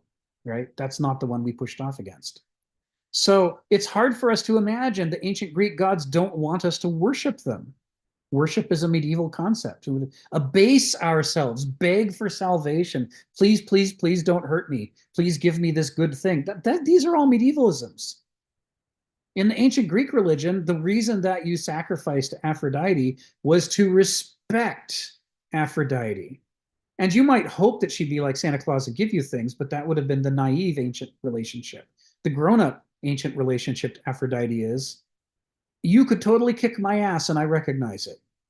I could have my life completely, in order. And I know that at any moment you can hit me with the attraction stick and suddenly I fall head over heels foolishly in love for somebody I totally should not love. Look what attraction did to Troy. Poor Paris, poor Troy. They were ruined by Aphrodite, right? Paris was an idiot to select Aphrodite as the one he wanted favors from. She's dangerous. It would have been a lot safer selecting wisdom, as your source. But no, he wanted attraction. It's a danger. So we respect it. We don't worship it. We don't abase ourselves before it. We don't fear it. We respect it. Like if you go hiking in the North Cascades, you'd better respect wolves. You'd better respect grizzlies. They're not evil. It's not your job to exterminate them, but they're also not your daddy in heaven who's going to hand out goodies, right? Like the guy who got himself and his girlfriend killed by going up into Alaska and sleeping in the den with all the bears, and one of them turned over in hibernation and ate him. That's what happens when you mistake the great powers of nature for family members, either bad family members or good family members. They're not either one of those things. They are great forces in our lives, and it behooves us to attend to them. It's essential.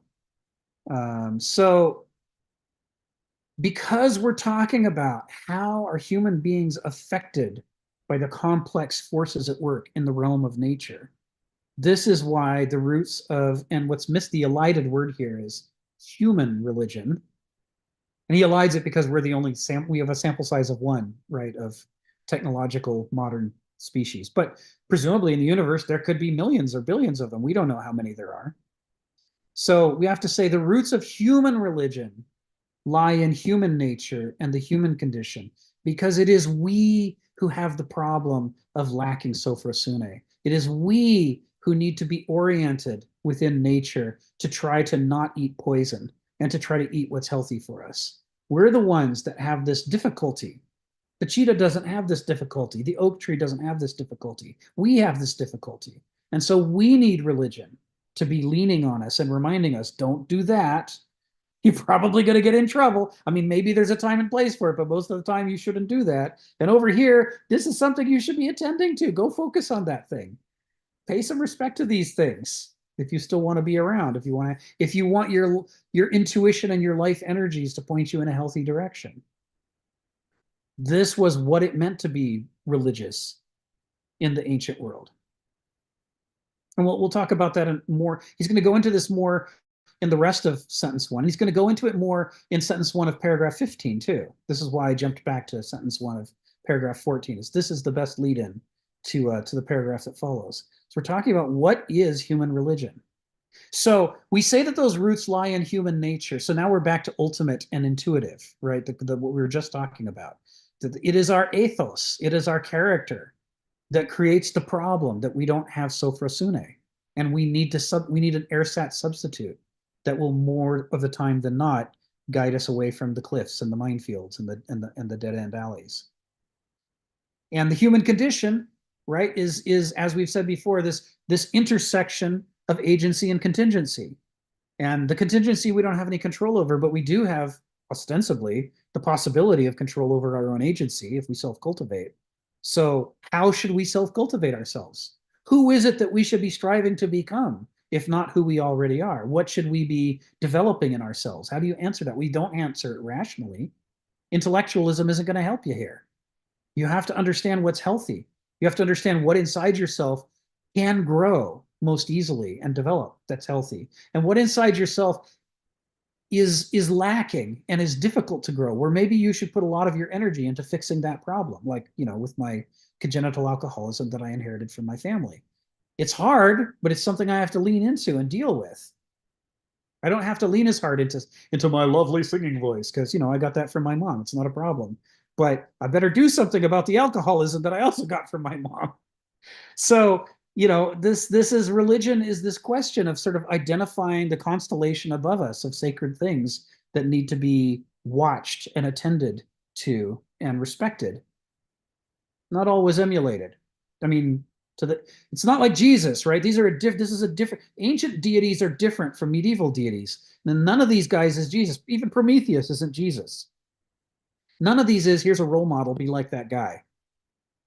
Right? The ancient gods aren't like that. They're like a compromise between us and nature. And sometimes nature will do something good for you, like make huckleberries, and sometimes it'll do something bad for you, like eat you, you know, if you sleep with the grizzly bears. Sharon, come off mute and tell us what's on your mind. I have a question, though. I would like to substitute that word religion for divinity, because I think human nature, we are by nature divine, and that's why we worship. And worship goes from the ancient to the medieval to the modern. Everybody worships something. So when he says here, likewise, the Greek mythoi being shared and grown with a culture provided a way for a community to recall to its members to the roots of religion in human nature and human condition. I would like to know the roots of a divinity in human nature and in the human condition. Tell me what you think. Sorry, I had to paste that sentence in there. That's paragraph 15, which we're going into. So, you know, playing with words is fine on this. You know, if divinity works better for you than religion, then that's fine.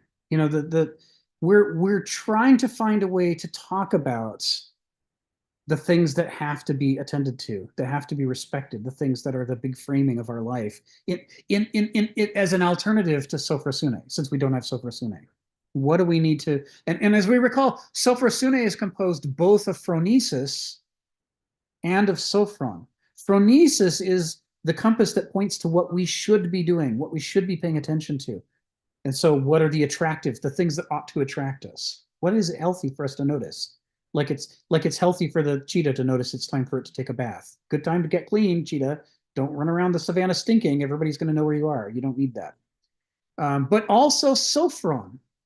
Sophron being, what are the things that we should not be doing? The places we should not go.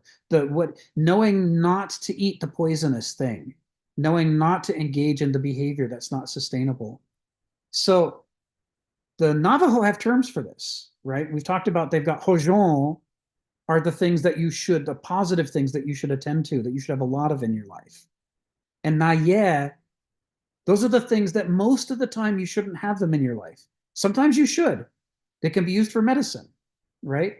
Sometimes it's time for some morphine. You're in some significant pain. The skin off your foot has been degloved. Morphine would be an excellent choice right now.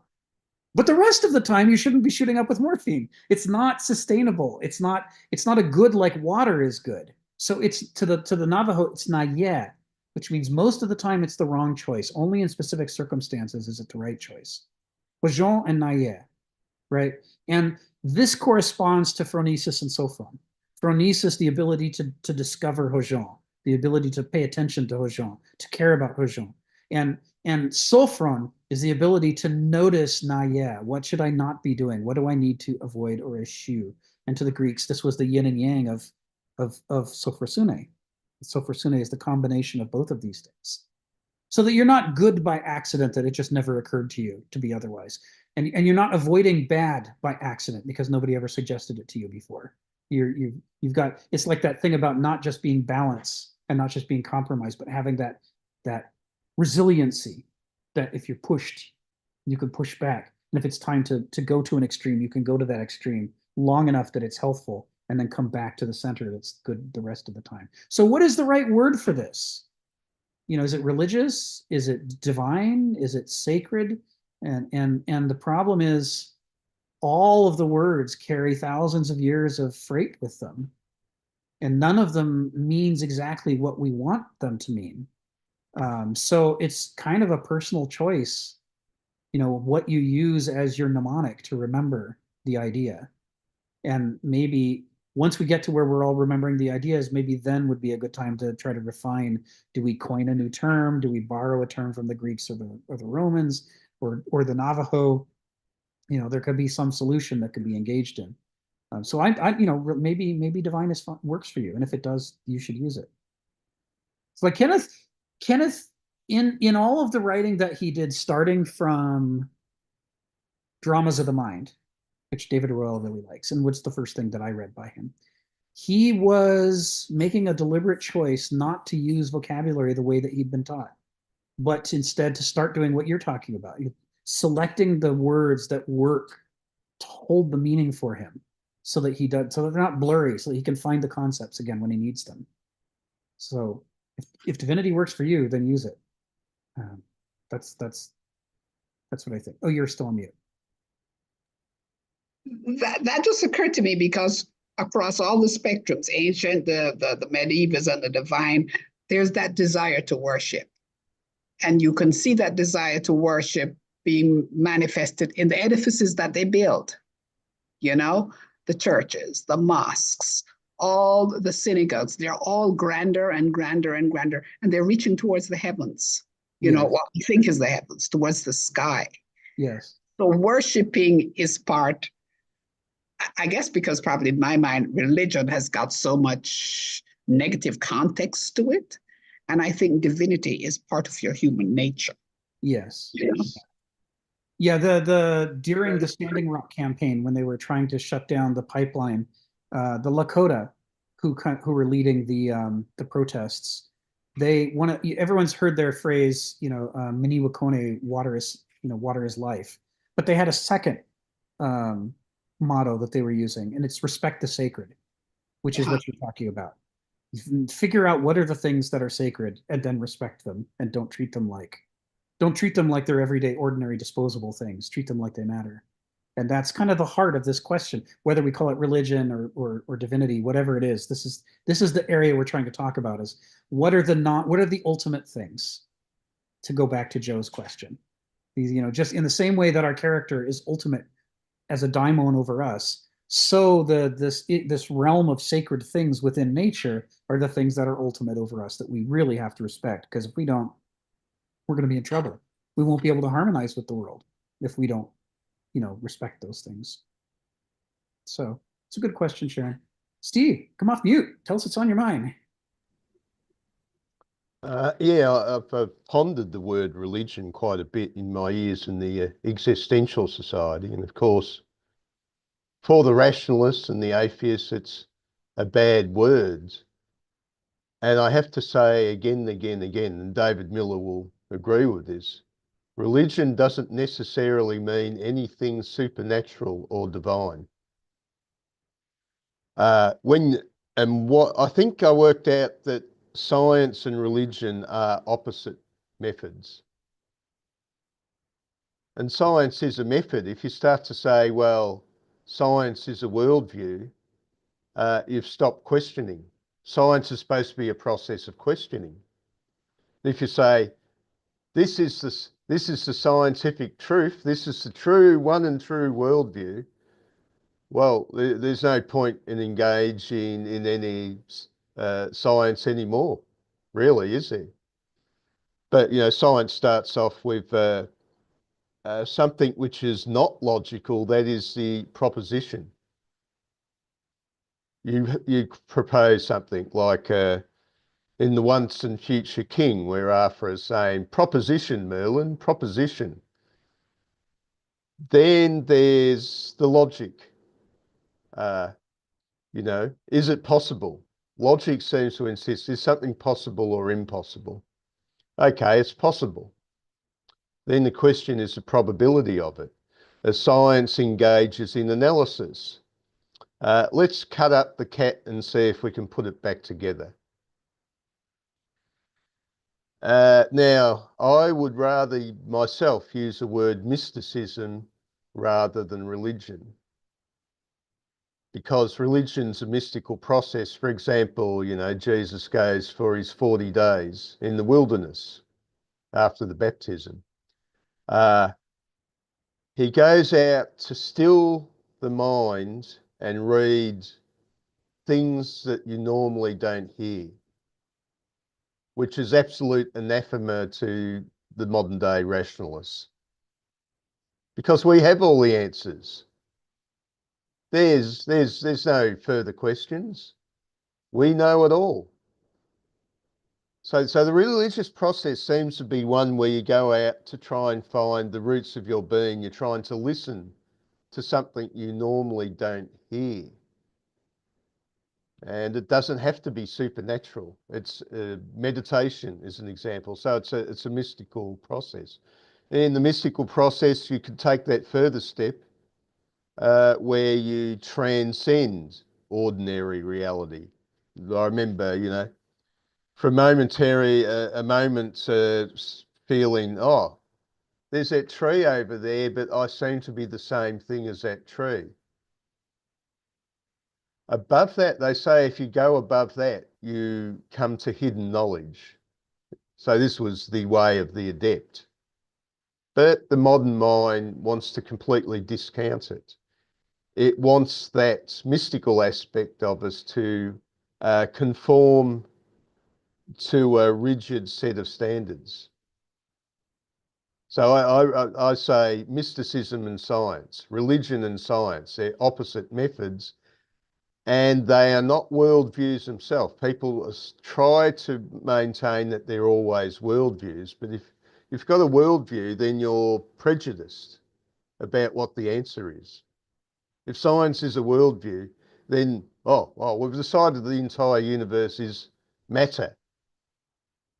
And you can't say the universe is anything but matter.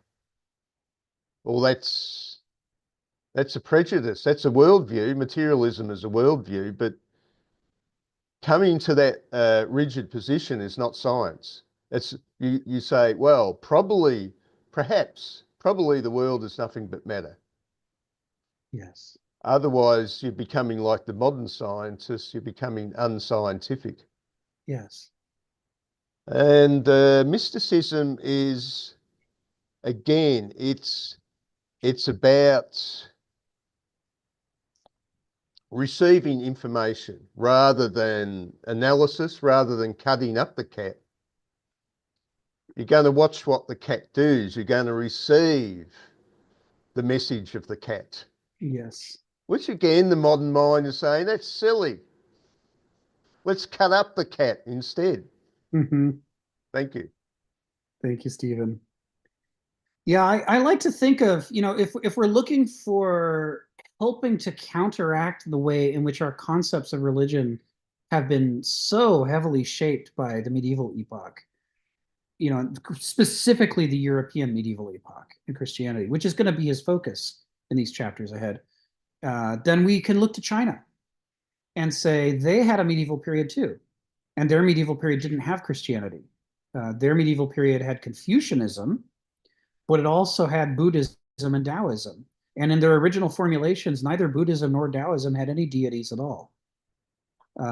What you were respecting in the case of Buddhism is your commonality with your fellow human beings and all of your relationship to suffering and the compassion that should arise from that. And in the case of Taoism, we're acknowledging the complex flow of life. And Taoism has a lot in common with ancient Greek religion and that concept of phusis and flowing and the interpenetration of opposites and polyntropy.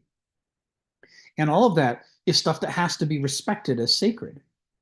But none of it, at least in its original form, involves any deities.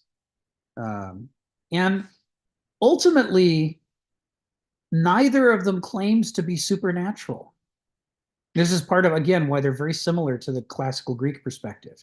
Because Taoism is not claiming to be above nature, it's claiming that's how nature works.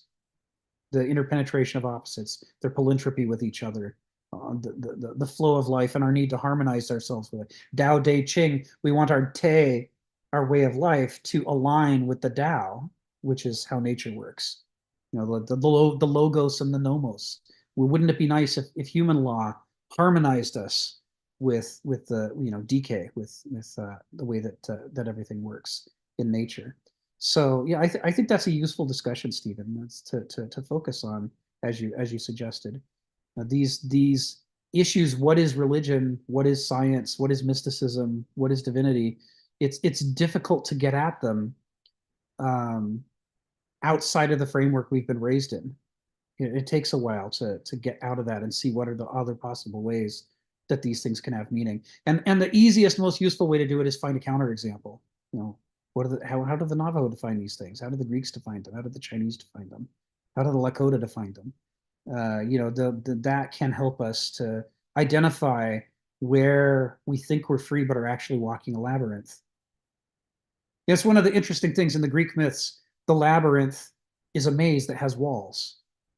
But as far as we know from the archaeological evidence, the labyrinth was the opposite of that. It was a pattern on the floor. It was a sacred dance that they learned by walking the pattern. And they did it so many times that eventually they could do the pattern even on a bare floor that didn't have the pattern painted on it, or put with stones. And so it's the path. The labyrinth is the path that you follow, the rut, to go back to the earlier discussion, the rut that we get into, the repetition. And so in that sense, if we've always used religion a certain way, if our media always uses the word religion a certain way, then we take it for granted that that's the only way the word religion could mean. But it could mean other things. We have to be open to other possibilities. Like Stephen said, we have to be willing to let the world teach us the other possibilities. And what Sharon's suggesting, using an alternative term like mysticism or divinity or what have you, this can help us as a prosthesis when we're still in the process of trying to extricate ourselves from a lifelong attachment to a set of labyrinthine definitions, that are sort of ideological. Phil, come off mute. Tell us what's on your mind. Well, I'll just say I like what you say about the labyrinth. It's not a wall, but just a path. That sounds almost Taoist. Uh, let me try to think about the words religion and the sacred and the divine. I'm not sure if I want to get into mysticism, but the problem with religion is that it seemed to indicate something that's so institutionalized that in a sense it loses that divine or sacred meaning in a sense. but there is a kind of a good part. The good part is that many people need things to be institutionalized so they can understand it. If you if you just say everything is mystical, like what the hell? I mean, give us some direction. So there is a good part. I myself do not like that good part, but it does help people who needs a kind of crutch for their soul in order to get to it. The thing with the divine is that the part I like about it, it's kind of beyond reach. You're reaching for it, which means that you're struggling toward it. So it seemed more like a romantic term, you know? In a sense, you're reaching, that thing is always out of reach. But as you reach, you get further and further into that. And so there's a gap between the divine and your human potentiality to reach. But it's a good thing. It leads you in a good direction. So I kind of like that in that sense. I think the sacred is a good compromise because it's no longer just a reach, but it has a presence in existence because you have sacred, which is sort of like something that in some ways is out of bounds if you go beyond that. And so I think it's kind of a little bit like the maze without the walls. You have to learn what is in bounds and what's out of bounds in order to and when you lose this when you lose the sacred in the sense that you're free to do fucking anything you want, which is not right, which is not right. So I think that's good. I'm going to avoid the mysticism for the moment. But in some sense, I think this the sacred retains something of the divine, but it makes it a little bit present, you know, eminent rather than a kind of potentiality. But like I said, I'm not gonna I'm not gonna cross out religion in the sense that it's just too institutionalized. Like I said, I think a lot of people need something that's structured, and this is what it is. So therefore, you have to also be open-minded and kind enough to allow people to follow the rules, whatever it is, in some sense, because without that, I think they would be lost. So that's the small goodness within religion. So I'll settle for either the divine or the sacred. I like both of those words. Thanks. Thank you, Phil. Yeah, I probably use the word sacred more than Kenneth does for these things because of my early exposure. I had a comparative history of religion course early on, and I read a number of books on religion, including Mircea Eliade's Sacred and the Profane, in which he tries to talk about what does it mean for something to be sacred? How is that different from everyday things?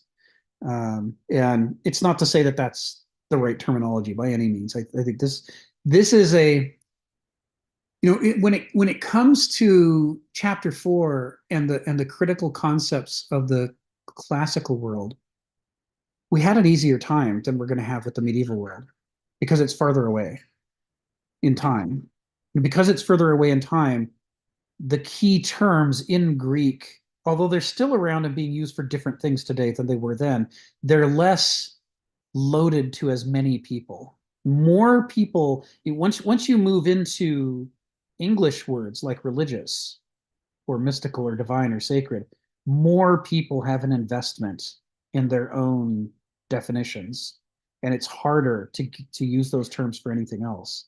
And it creates now I'm going to go back to the ancient idea, it creates a chaos instead of a cosmos because we have a hard time coming up with a common language we can use to understand each other with. And instead, we all sort of cling to our idiosyncratic different definitions of the same terms. But I think, as long as in this group in particular, as long as we just recognize that's where we are and we're going to have a little struggle with this, I think we'll be fine. We can use whatever terms we personally use. And over time, we can each learn, oh, this is how Sharon talks about it. This is how Phil talks about it. This is how Stephen talks about it. It's a small enough group we can translate, I think. Well, let me say something. There is a contemporary religion that's eminent, I mean, that's the Emperor of Japan. He's a god, but he's he's a human god. And you could tell that how could the shogun, who's just a man, a great general, capture the god? I mean, like, so he's not a god like he's like way beyond mystical. He captured the god, and that's why after at the end of World War II, when the emperor said, the war's over, we surrender, and that's why it was easy for Douglas MacArthur to come into Japan and be the ruler above the god, because he's the super shogun. Because there's already that tradition that's kind of interesting, like how can you displace a god? Well, he's already been displaced by the shogun, so he displaced the shogun. He became the super shogun, and the Japanese accepted that, in a funny way. So that's a Yeah. contemporary religion. I think the emperor is still there and is still kind of regarded as God, although the intellectual know that he's not the God like the West at least believes. Yeah, it's interesting, and you dig into ancient Greek history and religion, and you find that behind the beautiful statues of the classical age, there would be some ugly ancient wooden image kept in a back room somewhere that they didn't show people much because it's not much to look at, but was actually more sacred to the Greeks than the beautiful, statue. It was the thing that the Greeks felt like, if our city state loses this image, then we'll fall. We won't have the blessing of the god anymore. And that's explicitly discussed in the Iliad. Can you get, and I think in the Aeneid too, can you breach the walls of Troy and get all the way, past all the pretty statues to the, I can't remember what it's called, like Solon, the image in the back room, the little carved piece of wood that God knows how old it is, and make off with it, and then you'll steal Apollo's blessing from Troy. This what is it to be sacred? Tricky stuff. Joe, come off mute. Tell us what's on your mind.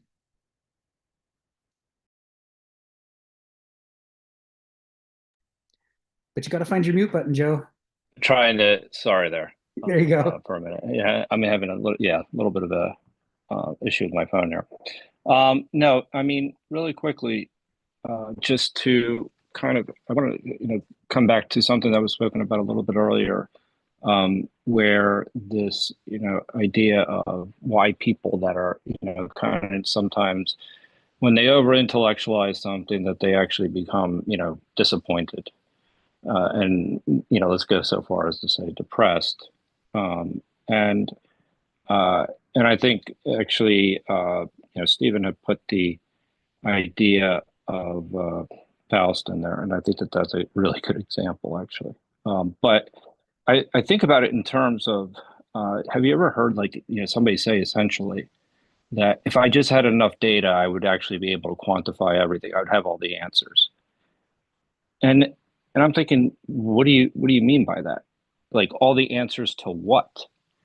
And it's basically that they can just come up with a solution to the problem. And the problem is that starts to say something like that, knowledge alone is going to provide you with what is satisfying, So that's what sometimes when you over intellectualize something and you kind of fall back into this state where you're really, kind of not feeling like yourself. Let's just say that.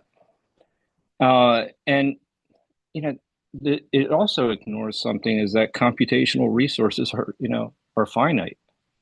That you have a limited amount of resources to even comprehend things anyway. So the reason I think of that is because that's where Faust kind of comes in. What Faust tries to do is transcend reality by making a deal with the devil, essentially, by simply gaining knowledge. If I gain enough knowledge, that'll be satisfying, because essentially the intellectual pursuits were no longer satisfying him. And so he disregards experience. And that comes back to the idea of intuition that we were just talking about a little bit a while ago. And that's why, I asked about the ultimate, but I think I got more out of the intuition. It was great. But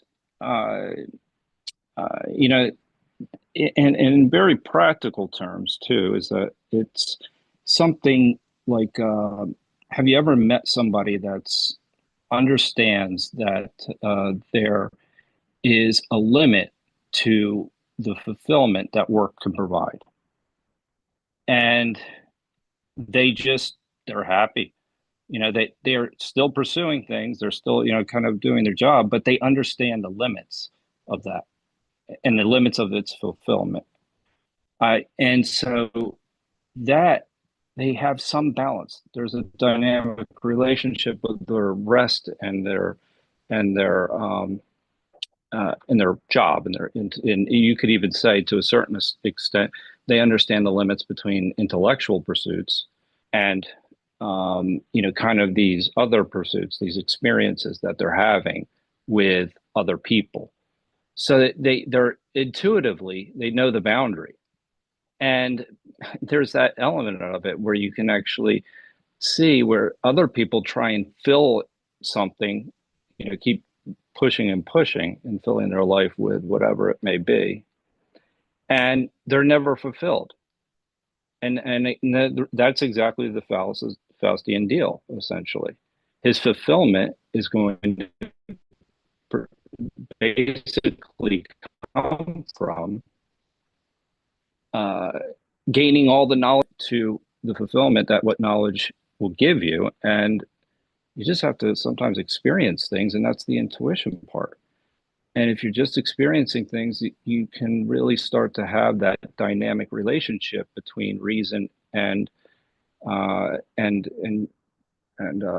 intuition.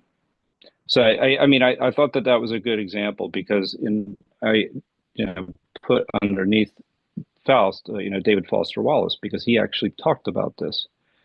He said, you work so hard and you get to a point where you're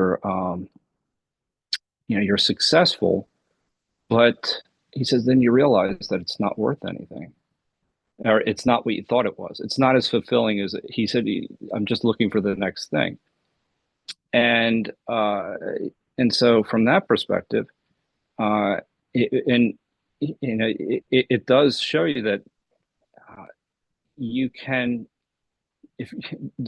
what disappointment can result in, when you only think that knowledge is the only thing that matters, and your accomplishments are all the only things that matter. Yeah. Anyway, I think that's a good example, and I thought about it in terms of also the idea, like, again, this idea of, just give me enough data, just give me enough computational power, and I can come up with all the answers. And answers to what? Yes. Like, and I'll just say really quickly, just the other thing is that the transcendence requires, what you've been talking about is actually the idea of character. And that's one of the things that, Faust also ignores. He ignores that the actual idea that your character is how you actually, and your morality, Yes. if you will, is also integral to meaning.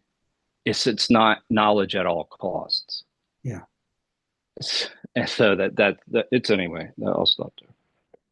Yeah, it's good stuff. Kenneth loves to quote Faust over and over, just and I'm sure he will when we get into the chapters on modernity. He's going to quote Faust a lot, because there's so much to be said about the Achilles heel of the modern world. The modern world is the project to intellectualize everything, systematize everything, turn the world into a great machine where nobody needs any free will. The laws will tell you what to do.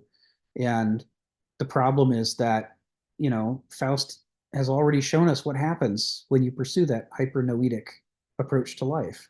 It's like now you can do anything, but you don't want to do anything. I mean, nothing matters anymore. I also think of Bohemian Rhapsody by Queen. Anyone can see nothing really matters to me. And it's like, what does it mean to gain the power to rule the world and change the world if by the time you get there, nothing holds any meaning for you anymore and you don't want any, nothing, your wants are just empty. Once again, the Greeks come through with the legend of Midas. It's like, wants to be the richest man in the world, gets the power to turn anything to gold by a touch. But now all the things he loves, he touches them and they're replaced with gold statues of themselves, even his daughter. He loved his daughter. He had the life energy for his daughter, but how can he love a gold statue? He can only grieve that he's destroyed his daughter by doing this. And this is systematization, right? Removing the irregularities, making things all perfect and and beautiful the way that the intellect wants. It's Yeah, I mean, something like Icarus is also a good example. Like, just flying a little too close, like going all the way and flying a little too close to the sun and not necessarily understanding boundaries. And understanding those boundaries is actually, where you have that balance between knowledge and the pursuits of knowledge and the intuition, what is actually informing you in some way that you're actually not necessarily always conscious about. And so that balance is actually, a critical one to make if you're going to have fulfillment. The Greeks give us great illustrations of this. I mean, Daedalus is another one, although he's not often recognized as such. He's the ultimate architect. He's a technician. He doesn't have wisdom, nome. He has know-how, techne. And so he's the greatest engineer of his age, and that's why he's hired to build the labyrinth for Minos. And as Kenneth Smith says in one of his parables, what kind of mind is it that when asked to create a great labyrinth that will destroy the mind of anyone who enters it, never asks, what kind of a person would ask me to build this? Why would I agree to work for a person like that? It doesn't occur because that's a wisdom question. And Daedalus, although the smartest man of his age, is a technician. So he just goes ahead and builds it. And then he's maybe the only person in the world to be surprised that he's the first person trapped by it. It's like, well, you're working for a tyrant. I mean, he's asking you to do a tyrannical, poisonous thing, and you're saying, oh, sure, do. It's like, well, of course he's going to apply it to you. What did you think was going to happen? But, as long as he thinks in that two-dimensional, linear, systematized way, he can't think about the ends towards which he's working. And it's only when he learns to think in the third dimension, a novel that missing, wisdom thought, that he's able to, it occurs to him he could build a pair of wings and fly out of this thing. That's only then does he escape the trap he's built for himself. It's a great metaphor for the same thing you're talking about. And one other thing, and I just thought, the idea about Faust, and I hate to keep coming back to that, but there is one really good example that in the beginning, he was rewriting, in the beginning was the word, and when he's rewriting that, he's saying that the limits of language is essentially, he's not accepting it. That's something, that's the way I kind of interpret that. He doesn't necessarily accept the boundaries of knowledge and of logical systems. And so that, he's constantly trying to push it and to change it. And so that ignoring it, again, is part of what leads him to make his deal. But I think that that's an important part in the book, is when he's rewriting, in the beginning was the word, like another, and, essentially language itself is, he needs to go beyond those limits. Anyway. Thanks, Joe. Donald, come off mute. Tell us what's on your mind. Well, every time we talk about the labyrinth at Crete, I always brings to mind Edgar Dijkstra. If only the Greeks had known how to search a network, they could have easily found their way in there and out. But enough. I think. Yes. But I revere Dijkstra for many things, but I think it's a classic illustration of the limits of intellectualism. You can't imagine a labyrinth that could trap the intellect. He's like, with the right algorithm, surely you'll get out. It's like, no, it's not a labyrinth if you can get out of it. This is a Oh, thing that will defeat your algorithm by definition. well, and I'm not sure how it got built or what it looked like. But anyway, I think for Greek religion, we have a bumper sticker, a modern bumper sticker that actually kind of sums up Greek religion. Shit happens. Now I'll try and make that more philosophical here. Just like we've seen that quote from Alden that man is lived by forces he doesn't understand. Well, man lives in a world that he shares with forces outside of himself that he doesn't understand either. And it's coming to how should we behave? How do we treat these forces that we don't understand? That raises the issue, I think, of that Greek religion copes with. We've talked about their gods, their immortal god, their immortals within nature, representing powerful forces outside the control of man. That's the contingency side of agency and contingency. It's our will versus the shit that happens. And we have to deal with it. Do we owe them piety? Are they malevolent or beneficent? We have to figure these things out. And I'll have to say, when I studied this topic in school, well, it was a long time ago, the way we did is there were brackets around all these words.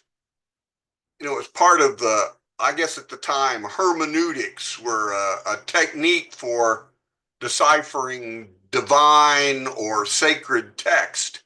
And you just took all these religious words and put brackets around them and never did anything with what they might mean.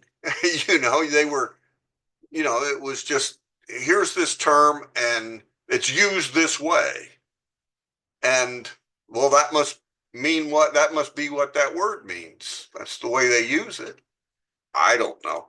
So the other thing is, I'm not sure from some of the study I have done, even like Gilbert Murray or something, that the Greeks, in a sense, worshipped their gods. They certainly participated in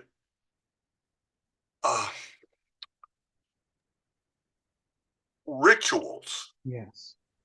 There were, once a year, Athena got a procession. Every 4 years, she got a new robe.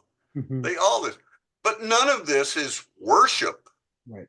This is acknowledgement that she is the force that founded Athens, Yes. and that upon the polis depends. And it's a lot of stuff like this. So it may be just very easy too easy to sort of think that, wow, since the Greeks did have the word theos, God, and they did refer to these not supernatural beings or forces as gods, that it must be understandable through our modern theology. Right. And I'm just not sure. I'm just not sure that really happened, or really happened. I know it was I think obligatory in most polises that the citizenry had to participate in these public observances. The things we do. The things we do, right? But as we said just a few paragraphs ago, no Greek god ever said "thou shalt" or "thou shalt not." There was no orthodoxy. Right. So if it's one thing to believe in the existence of this shit that happens. Yes. You know, I'll just keep trying to de-divinify these gods. There wasn't, oh, you know, I worship Apollo, therefore I have to believe in this or that, or follow this or the other. You know, I just don't know. There's like the stuff by Gilbert Murray. There's another good book by, I think, I can't remember. I want to say Burkhart, but I have a feeling that's wrong. But it's a name that it doesn't make any difference. But it's a guy, it's sort of like a source book in Greek religion, where he gathered together every quote from all the Greek text that actually talks about a god. And you just don't find the components of what the medievals or moderns, even moderns that don't believe and don't worship, have a concept of what it would mean to believe. They know what they're not doing or what they have to avoid doing. Yes. And it's maybe, in my mind, not something that the Greeks were faced with. I mean, they had to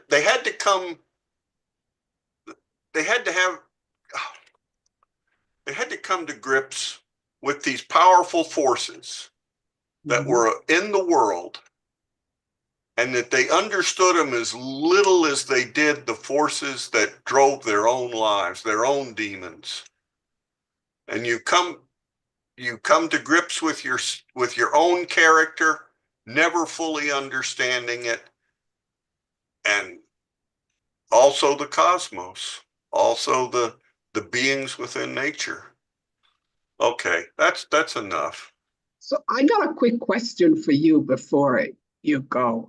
Oh, no, I just drop this crap and then move on, Sharon. I'm not available for interrogation, or what does Phil say? What's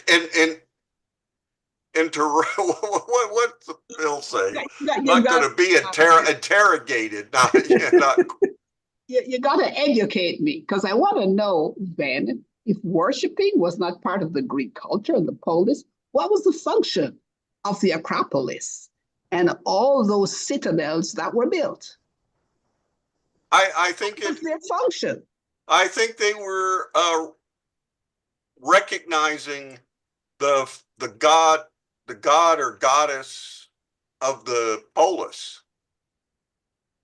There's no, okay. You know, and I'm not sure how this exactly takes place,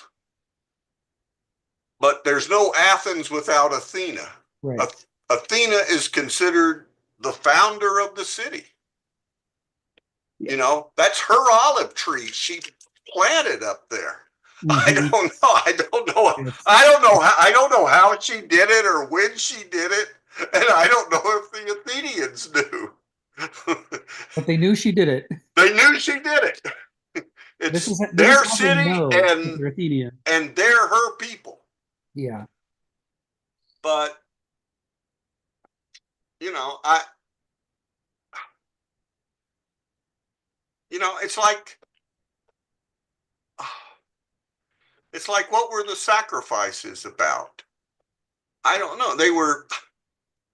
You could say they were feeding the gods. I'm not sure that they were, but they used to, if you read some of the stuff about how the sacrifices occurred, they had an ox and they skinned it and they cut the fat off and they cut the hooves off and they cut all the inedible parts off and they put that on the altar and they sent it as smoke up to the sky gods or to whatever, and then the really good stuff they ate.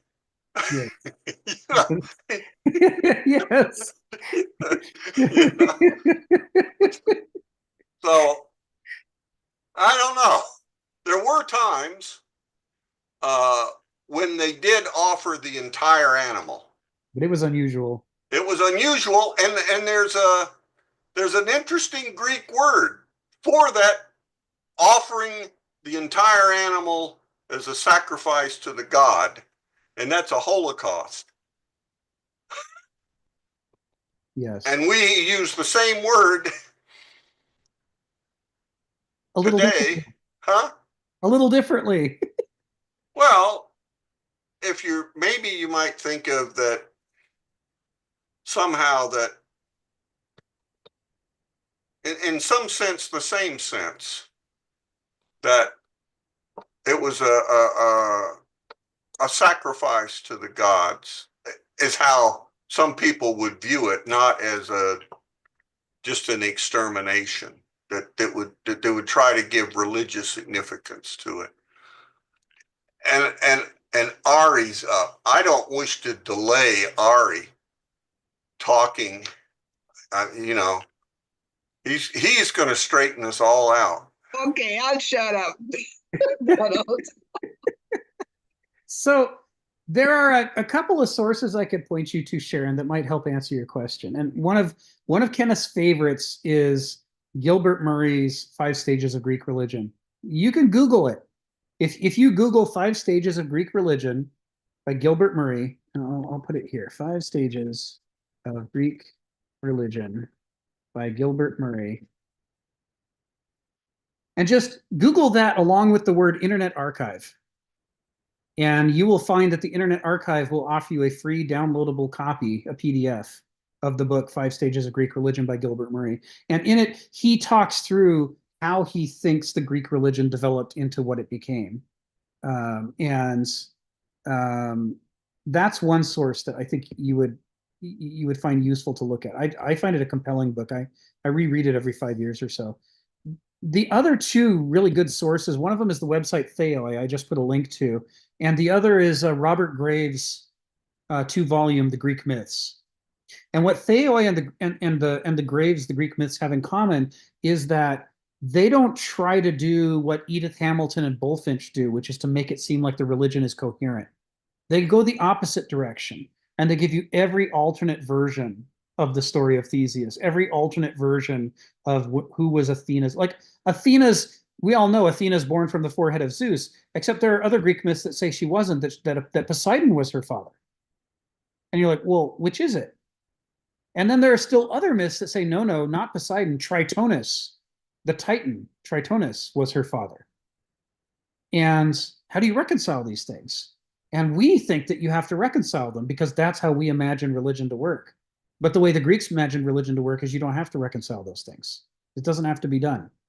So in some villages, Tritonus was the father of Athena. In other villages, Poseidon was the father of Athena. And in Athens, it was Zeus. And what was true, what you did, depended on who you were. If you were the villager of the place where Poseidon is the father, then you did those rituals. You didn't do the Athenian rituals. So these rituals serve a function of saying, this is who we are. We are the people of this village, which has been here for 1,000 years. And we always do this thing. And because we always do this thing, this is who we are. There's a weird kind of, there's a circularity to the sacred that Mircea Eliade talks about, where you are resummoning a sacred time and place, going back to the core story and reminding yourself that this is where we all began. And that's one of the critical functions of the sacred in any group of people. When you look at Theoi or Robert Graves' the Greek Myths, that's borne out very strongly. You see how each of these little towns has their own little rituals. Even in Athens, there were rituals for Athena that weren't done in most of Athens, but that were only done in particular neighborhoods. And it's like, these people always do this thing.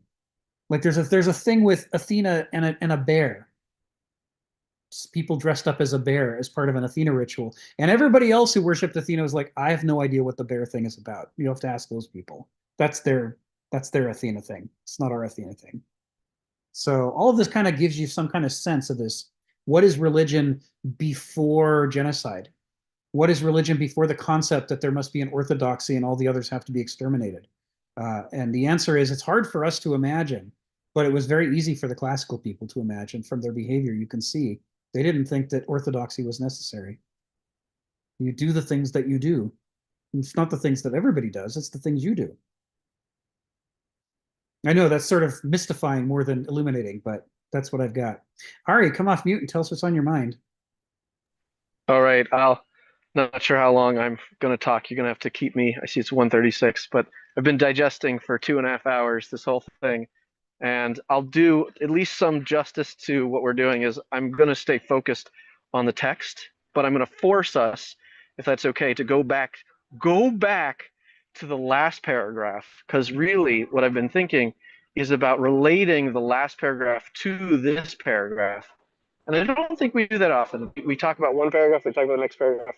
But I see a distinct mythos that he's building here, a narrative. And it has to do with, the last paragraph, men have the right and responsibility to exercise virtuosity of their ultimate insight and judgment for themselves. This virtuosity is what I'm going to focus on. Its idea, for me, I'm focusing on relating it to this idea of transcendence. And the last paragraph is this idea of religion. And I think a good way to think about this from my current three really good thinkers that do this, one of them's passed away, my favorite, Jonathan Sachs, Rabbi Jonathan Sachs, speaks extensively on this between science and religion. He has a book. If you want the whole book, it's called The Great Partnership. I can put a link to it later. But essentially, to boil it down in his high level representation, this is very much what, like, I think it was Stephen was saying, is science takes things apart to see how they work as a mechanism of action. And religion puts things together to build stories to see what they mean. And essentially, this is a relationship between a simple dichotomy that's incredibly profound and a huge dialectic, the contrapositive of opposites, the entanglement of opposites. I think you had a good word for this, Rick, but the idea is between ends and means. The means are the profane, which you do whatever you want with, and the ends are the sacred. And religion, and the divine, and the mysticism relates to this last part of his first paragraph of the 14th paragraph of the intuitive life energy. It's the intuitive versus the explicit, or the hidden versus the revealed. And this also takes us to the logos and the mythos. Logos represents the words, at least when we're going to Genesis, the words that we're using to reveal what's being done. And the mythos is the what's hidden behind. And this goes back to, I think we've used this term a bunch, the mapping of the territory. The territory is like the ontology. What's the reality? And the mapping, or the map, is the epistemology. And in the modern sense, especially with what I understand postmodernism, is this being lost in epistemology and almost rejecting ontology as it all. In a sense, rejecting mythology. It's rejecting the value of stories. And you were saying again about Athena and these things, that narratives is what gives us meaning, which gives us identity. And it's the difference between history and my story. Rabbi Sachs actually uses this nice pun, his story versus my story. The difference is narrative is my story is my identity. That's memory. And you can't outsource this. You can't break it down. And it's like you're saying with the logic sandwich, the meat is the means in the middle. But where you choose the endpoints is all about the story and the means.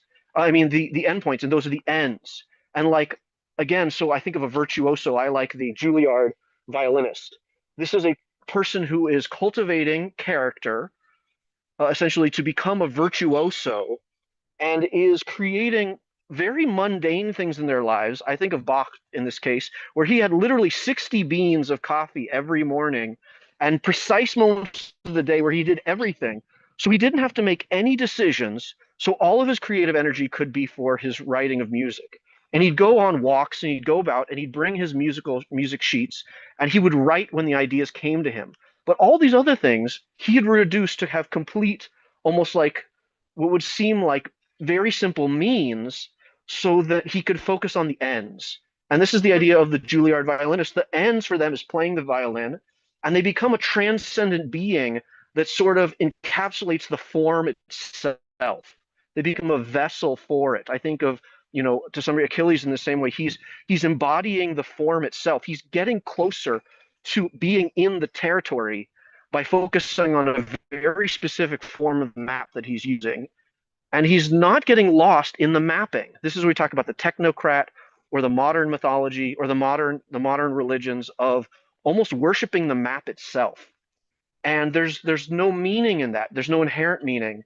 And again, what does this worship mean? I thought that was so interesting that Sharon brought that up, and how the Greeks sort of don't have worship. I think it's a really good topic for later. We could bracket and put it away for later, is that what is worship and what are the forms of worship? And the ancients, especially, similarly, it's so interesting of the Greek commonality between the Israelites or the Hebrews with the temple, what sacrifices are, and how these are a form of worship. And it's essentially in the system of a mythos. What are your ends? What are your sacred things at the ends that you can't go beyond? Almost, what are the ontology that you're trying to reach through? And you have this. How are you directing your attention? How is your attention paid to it? What are you specifically limiting or almost cultivating certain aspects of your being or your character toward this thing? You're almost like creating within a painting. You're creating the point of perspective that all lines go toward. And I almost see, like, in terms of this first paragraph where he talks about the daimonic powers and their ultimate intuitive energy. I'd like to boil this down. If we're like making a painting, it's almost like what crayons you have. You have the crayons of alcohol for your alcoholic. All things are seen through this lens. And similarly, that's maybe a negative way. And for the violinist, all things are then towards reaching being a better violinist, or Bach creating more music. And this is how the virtuoso transcends. And in this case, it brings meaning. We'll see that transcendence gets us closer to ends, which are then a part of a story and an identity. And again, you're putting things together to see what they mean. And these things are the ultimate ends that are almost like the sacred things that you don't really have access to. That mythology, I see mythology versus or logos versus mythos. It's almost like nice in the mapping of the territory. Logos is the logistics of how you're mapping the territory. But mythos is like, why, where are you trying to go? What is the purpose of what are you doing in this territory? And you want to have a relationship. This is also the key, that mythos is about relationships between ends that are sacred, that have identities of their own, which is very nice when you say the ancient version. And why these aren't contradictory is because each one of their own stories about the relationships between things. And it's not it's not a law of Aristotle's law of the excluded middle. It's not this or that. It's they can both exist separately and independently and add to a more richer narrative of things, as opposed to it must be this or must be that. And in the mapping of the territory, you're mapping, this has to be a tree or a river. It can't be both. It can't be both. And this is where you get into epistemological, where it's about parts and their means and their mechanisms of action, and they have to have a specific linear way of interacting. And in the actual territory, which is beyond the map, you have many ways of mapping the territory that are all valid. And in this case, you're trying to create a relationship with the territory itself. And I feel like what's going on, at least in the modern era and in any of these eras when they fail, is they get lost in worshiping mapping or the map itself. And they almost forget that the territory exists or it can exist.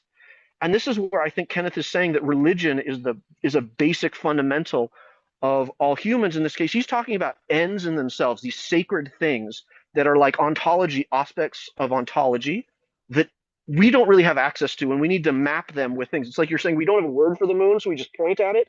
These are these things that exist out there that we need some sort of system to map. But ultimately, the attention towards it is, and the way we attend towards it is the religion, and then the specific mechanisms or the rituals and artifacts we use to bring our attention to those things are the worship, and that's the sacrifice. And to lastly say, the signature of love is sacrifice, that what you're willing to give up for that thing. I think of the person who loves playing the violin. Well, I love my wife. I love a principle of freedom or courage. A principle is more about what you're willing to give up, what you're sacrificing for the sake of that thing. And so when you're killing this animal, and this is obviously something you could eat and enjoy, and someone could have personal ownership, it's almost like giving it over to this other thing that is of a higher level, or it ends unto itself. And this is the idea also that human beings should be ends, because each one of them is like made in the image of God, or life is sacred, as opposed to their means where you can just exploit them to get these things like money, which apparently seems to be the ends. And it's a transvaluation of values where money becomes the ends as opposed to the means. And it's this role reversal between the sacred and the profane. It seems to me the profane is what you want to do whatever you can with the means, which are these individual parts, like my hand or my arm. But the ends is the whole being, and that's the ends. And then religion, again, is about these relationship between ends that you don't really have complete access to, and you need to map with these parts, these means. Yes. I'm not sure if that answers a lot of the questions, at least from the way I see it. And if anybody's interested on another sense, this is a conversation between some people that are relatively familiar: Jordan Peterson, Ian McGilchrist, and Jonathan Sachs. Not all at the same time, of course, but these are great thinkers that had a lot of understanding of both modern mechanistic neurology, neuroscience, and tons of philosophy and tons of religion. And they're bringing these dimensions all together to try and understand them. Yes. Yeah, I think that was good. It's good, Ari. That was very helpful. Yeah. And this topic, this is not the last time we're going to talk about it. We're going to talk about it for the next year and a half relentlessly. This is the medieval epoch, centers religion. It puts it right at the heart of everything. So, what you've talked about, we're going to be explicating for, months to come. So I do want to ask a question. It's more of a request that definitely, I'm happy to be wrong, or do you say no? Is that I wanted to attempt to hypothesize to some degree in the name of Ian McGilchrist and Jordan Peterson and Jonathan Sachs, where these things represent in the biology of the brain, specifically in the dialogue between dopamine, which is the molecule of more, and serotonin, which is the molecule of satisfaction. yes. And they really relate to a lot of these things as parts of our biology, which Yes. is being cultivated. Yeah, that's right. These things go all the way down within us. They're not just part of some sort of philosophical character that we have. They go all the way down to our physical character, our neurochemical. Well, this is I just want to posit that it sounds like the ancients, in terms of their language, they're actually really intuitive in understanding the biological mechanisms in our brain. There's basically dopamine and serotonin, one representing more logos and the other mythos, and these whole systems within the self that they didn't have explicit, tools like we do to see, but their language and their systems understanding seem to match incredibly accurately with the modern biology. Yes. Yes. And it's what you'd expect if you've got a people that prioritizes immersion in the natural world and attention to the natural world and attempt to accurately characterize the natural world, even missing all the stages in between, all the tools that they need. They don't have the microscopes, they don't have so many things they don't have, they don't have the molecular model of life, but still they're sort of working out that it must be like this or we would get different behavior. The world wouldn't act like this unless this was. I find it uncanny that they were incredibly intuitive, and I'm curious if Kenneth would reflect on this, saying that their mythos, that's less logos, is really highly intuitive. Yeah. The whole 19th century notion that older religions are more savage and modern religions are more sophisticated and civilized, it does us a disservice. I mean, you look at the classic example of the Pacific Northwest Coast Indians, and their art, all of their art was sacred to them. And their art is famous for showing these kind of eyes within eyes within eyes, faces within faces. The animals are unfolded on the art when it's flat so that you're seeing both sides of the animal at the same time. And what they're trying to convey is this idea that the human perspective is limited and we only see one side, but the sacred encompasses all of the perspectives about a thing. They're all true when you put them all together. It's only in isolation at the human level that they're false because we're only seeing one perspective and missing the others. And this kind of a notion of the limits of human intelligence and the necessity of attending to the whole picture, this is about as sophisticated as you can get as a human being in understanding epistemology and our relationship to the cosmos. And here are these quote unquote savages, and they understand this cleanly at a time when at exactly the same time in Europe, you've got all these monomaniacs trying to, insist on orthodoxy and ideology and thinking things are as simple as they want them to be. There's a way in which the cultures that are more immersed in nature have a better understanding of nature than the ones who are, have urbanized and are just hypothesizing out of their ass about, how, they who think that flies come from rotting meat. They don't understand that they're eggs because they put the meat out and it rots and you get flies. And but the people who actually live immersed in nature are able to get clearer about these things. Rats have baby rats. They don't come from spoiled meat. They're born from other rats. I think about the kids in New York City who think that milk comes from the store. They don't understand about cows. It's like this is what happens as you become distanced from the natural world, is you lose touch with the chain of causality that links you to real things. So yeah, I want to make a caveat caveat to your statement about human intelligence. It's more like I'd like to say it like explicit human intelligence, which feels its dominance yes. and is actually less intelligent than the implicit intelligence. We said this before, the subconscious, like Malcolm Gladwell's book on Blink, that we do things under the surface and we assume at this point that that's stupid or depraved or unintelligent, but when actually it could be and is probably much more sophisticated than the explicit. Yes, that's right. That's right. Yeah, the irrational, whose very name defines it as a mere absence of a good thing, is turns out to be the source of most of our legitimate understanding of the world. So that's where the intuition comes from, the experiential part of life. Right. It creates the bread in the logic sandwich. Yes. Okay. Thanks for indulging me, everybody. Everyone else should have a turn, but yeah, that was really nice. Thanks, Ari. Much appreciated. Much appreciated. Hey, Phil, come off mute. What's on your mind? Yeah, what's on my mind, partly Ari helped explain, but I still want to ask it, particularly of Donald, because he knows the Greek culture pretty well. That's the merging of logos. How did the Greeks actually saw logos? It must be very different than the way that we think of logos as a parallelism to logic.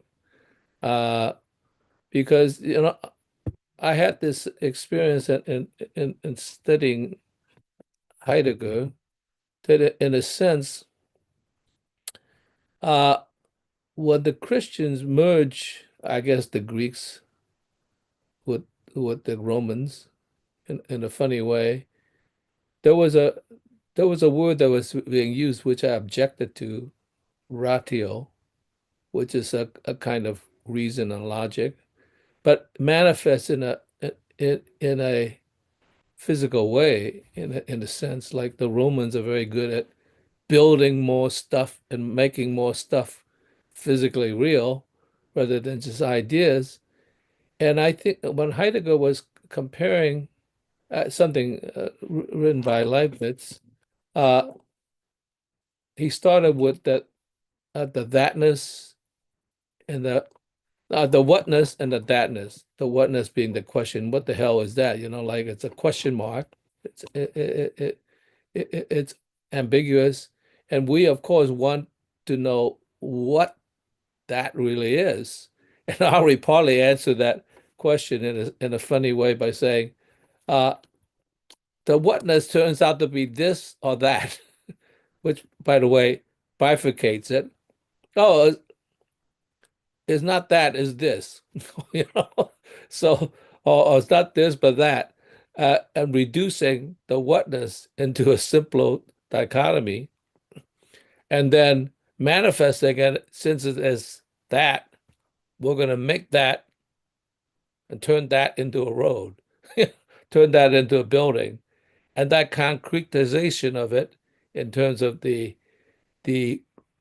question that it could be that really objectified it and made it much more materialistic. What the Romans are very good. So the synthesis between the Christians and the Romans was kind of a difficult synthesis as far as I'm concerned. One was deal with concepts and idea, the other dealing with the physical manifestation of that.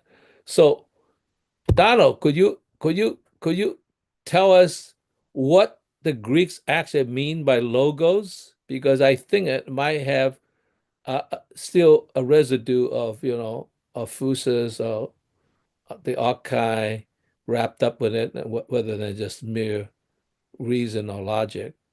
And that might answer the difference between Plato uh, or the similarities between Plato and Socrates, because Socrates didn't I capture the mapping in words. Because to let the words be much looser and through dialogue. Could you say something about that? That would help me. I don't think I can help you, Phil. I, I need a respirator. Damn it. I just don't know. I can say logos is derived from legane, to speak. Uh-huh. It has its roots in actual speaking, I think. Uh-huh. And I don't know that helps at all. It would be more like that's what's spoken. Well, I mean, but Plato, when he wrote his thing, was always written in a theatrical manner in which people are speaking. Right. Although it becomes frozen. Once it's frozen, they're speaking something that we rehearse 1,000 times, and now let's say what you do rather than spontaneous speaking. Well, let me suggest that most of the dialogues, I think, or at least the ones I like and read over and over, aren't finished. Yeah. That is, they don't, finished in the sense that the dialectic, the dialogue doesn't stop. Yeah. Somebody, well, I have to get home now, or whatever. Wait, can I ask the question? Can I ask you, Donald, would you think it's fair to say, at least in an overly reduced way, logos is like epistemology?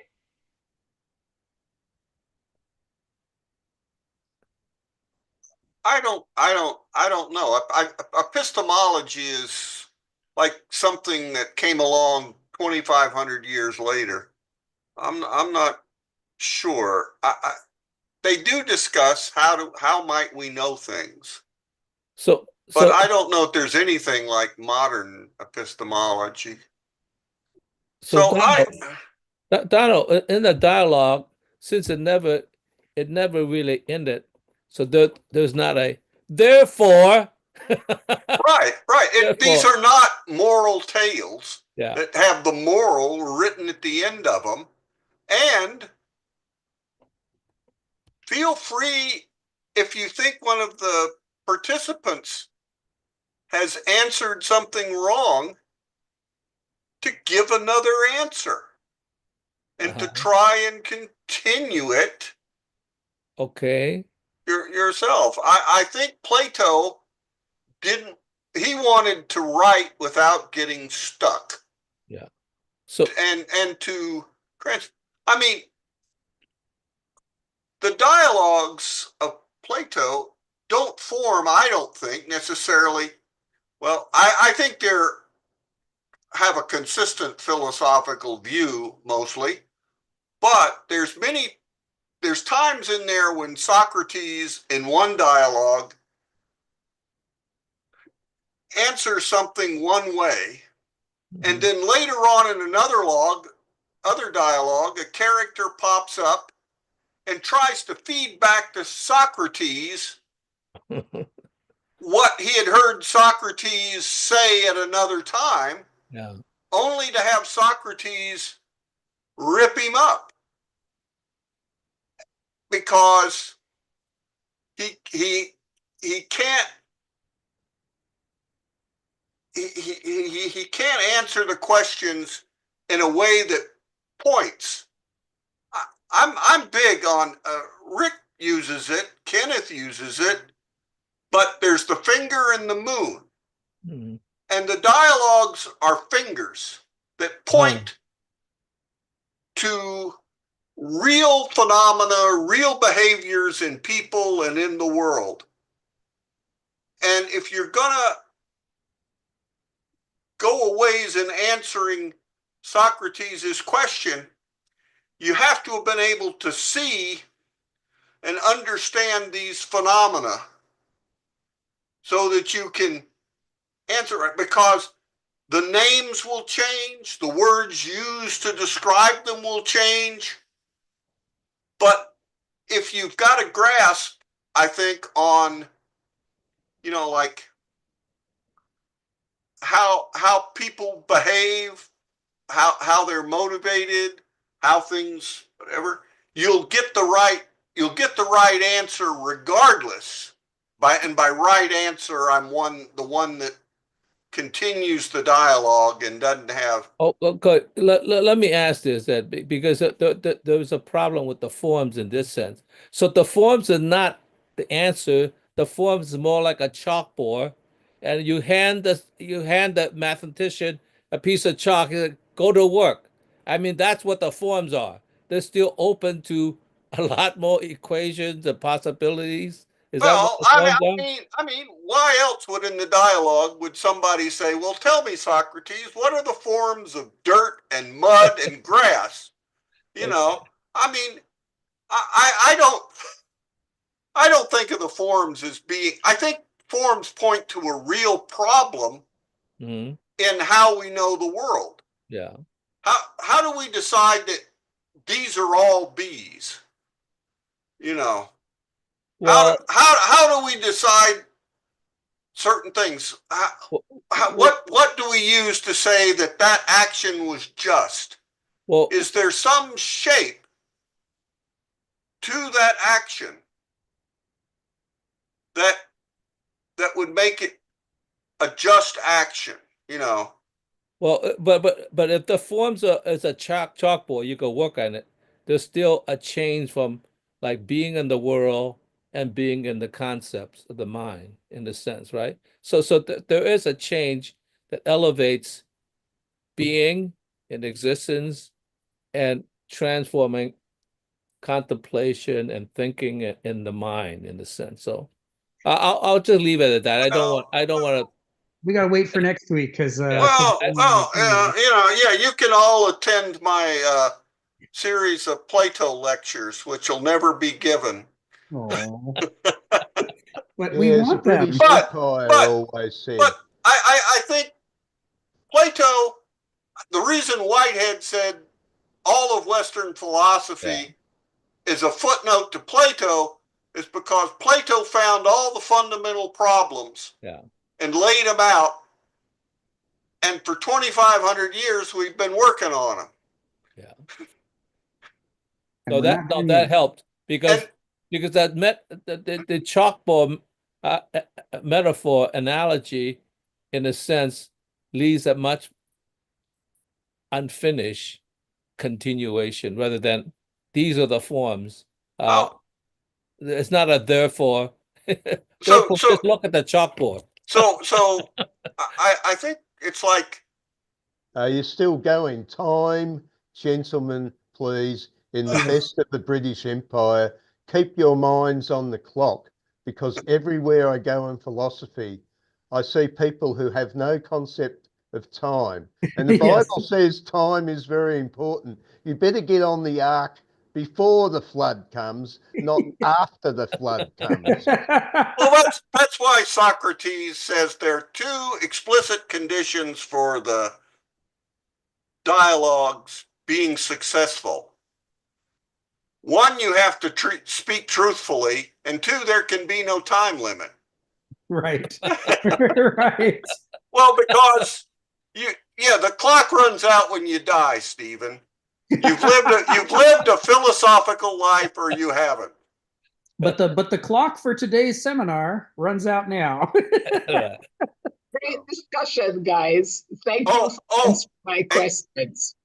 And Sharon, Yes. the temple on the top of is the Parthenon, which means home or house of the Virgin.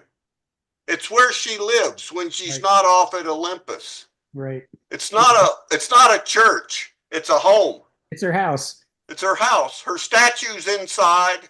Her gowns are on the statue. It's where she lives. I'm sure that. Correct. All right. I had a great time. I hope you did too. All right. Okay. And don't wake me up so late in the meetings next time. Take care. Thank you, everybody. Take care, everybody. Sorry, Stephen. Okay. Highlight of the week. Take care.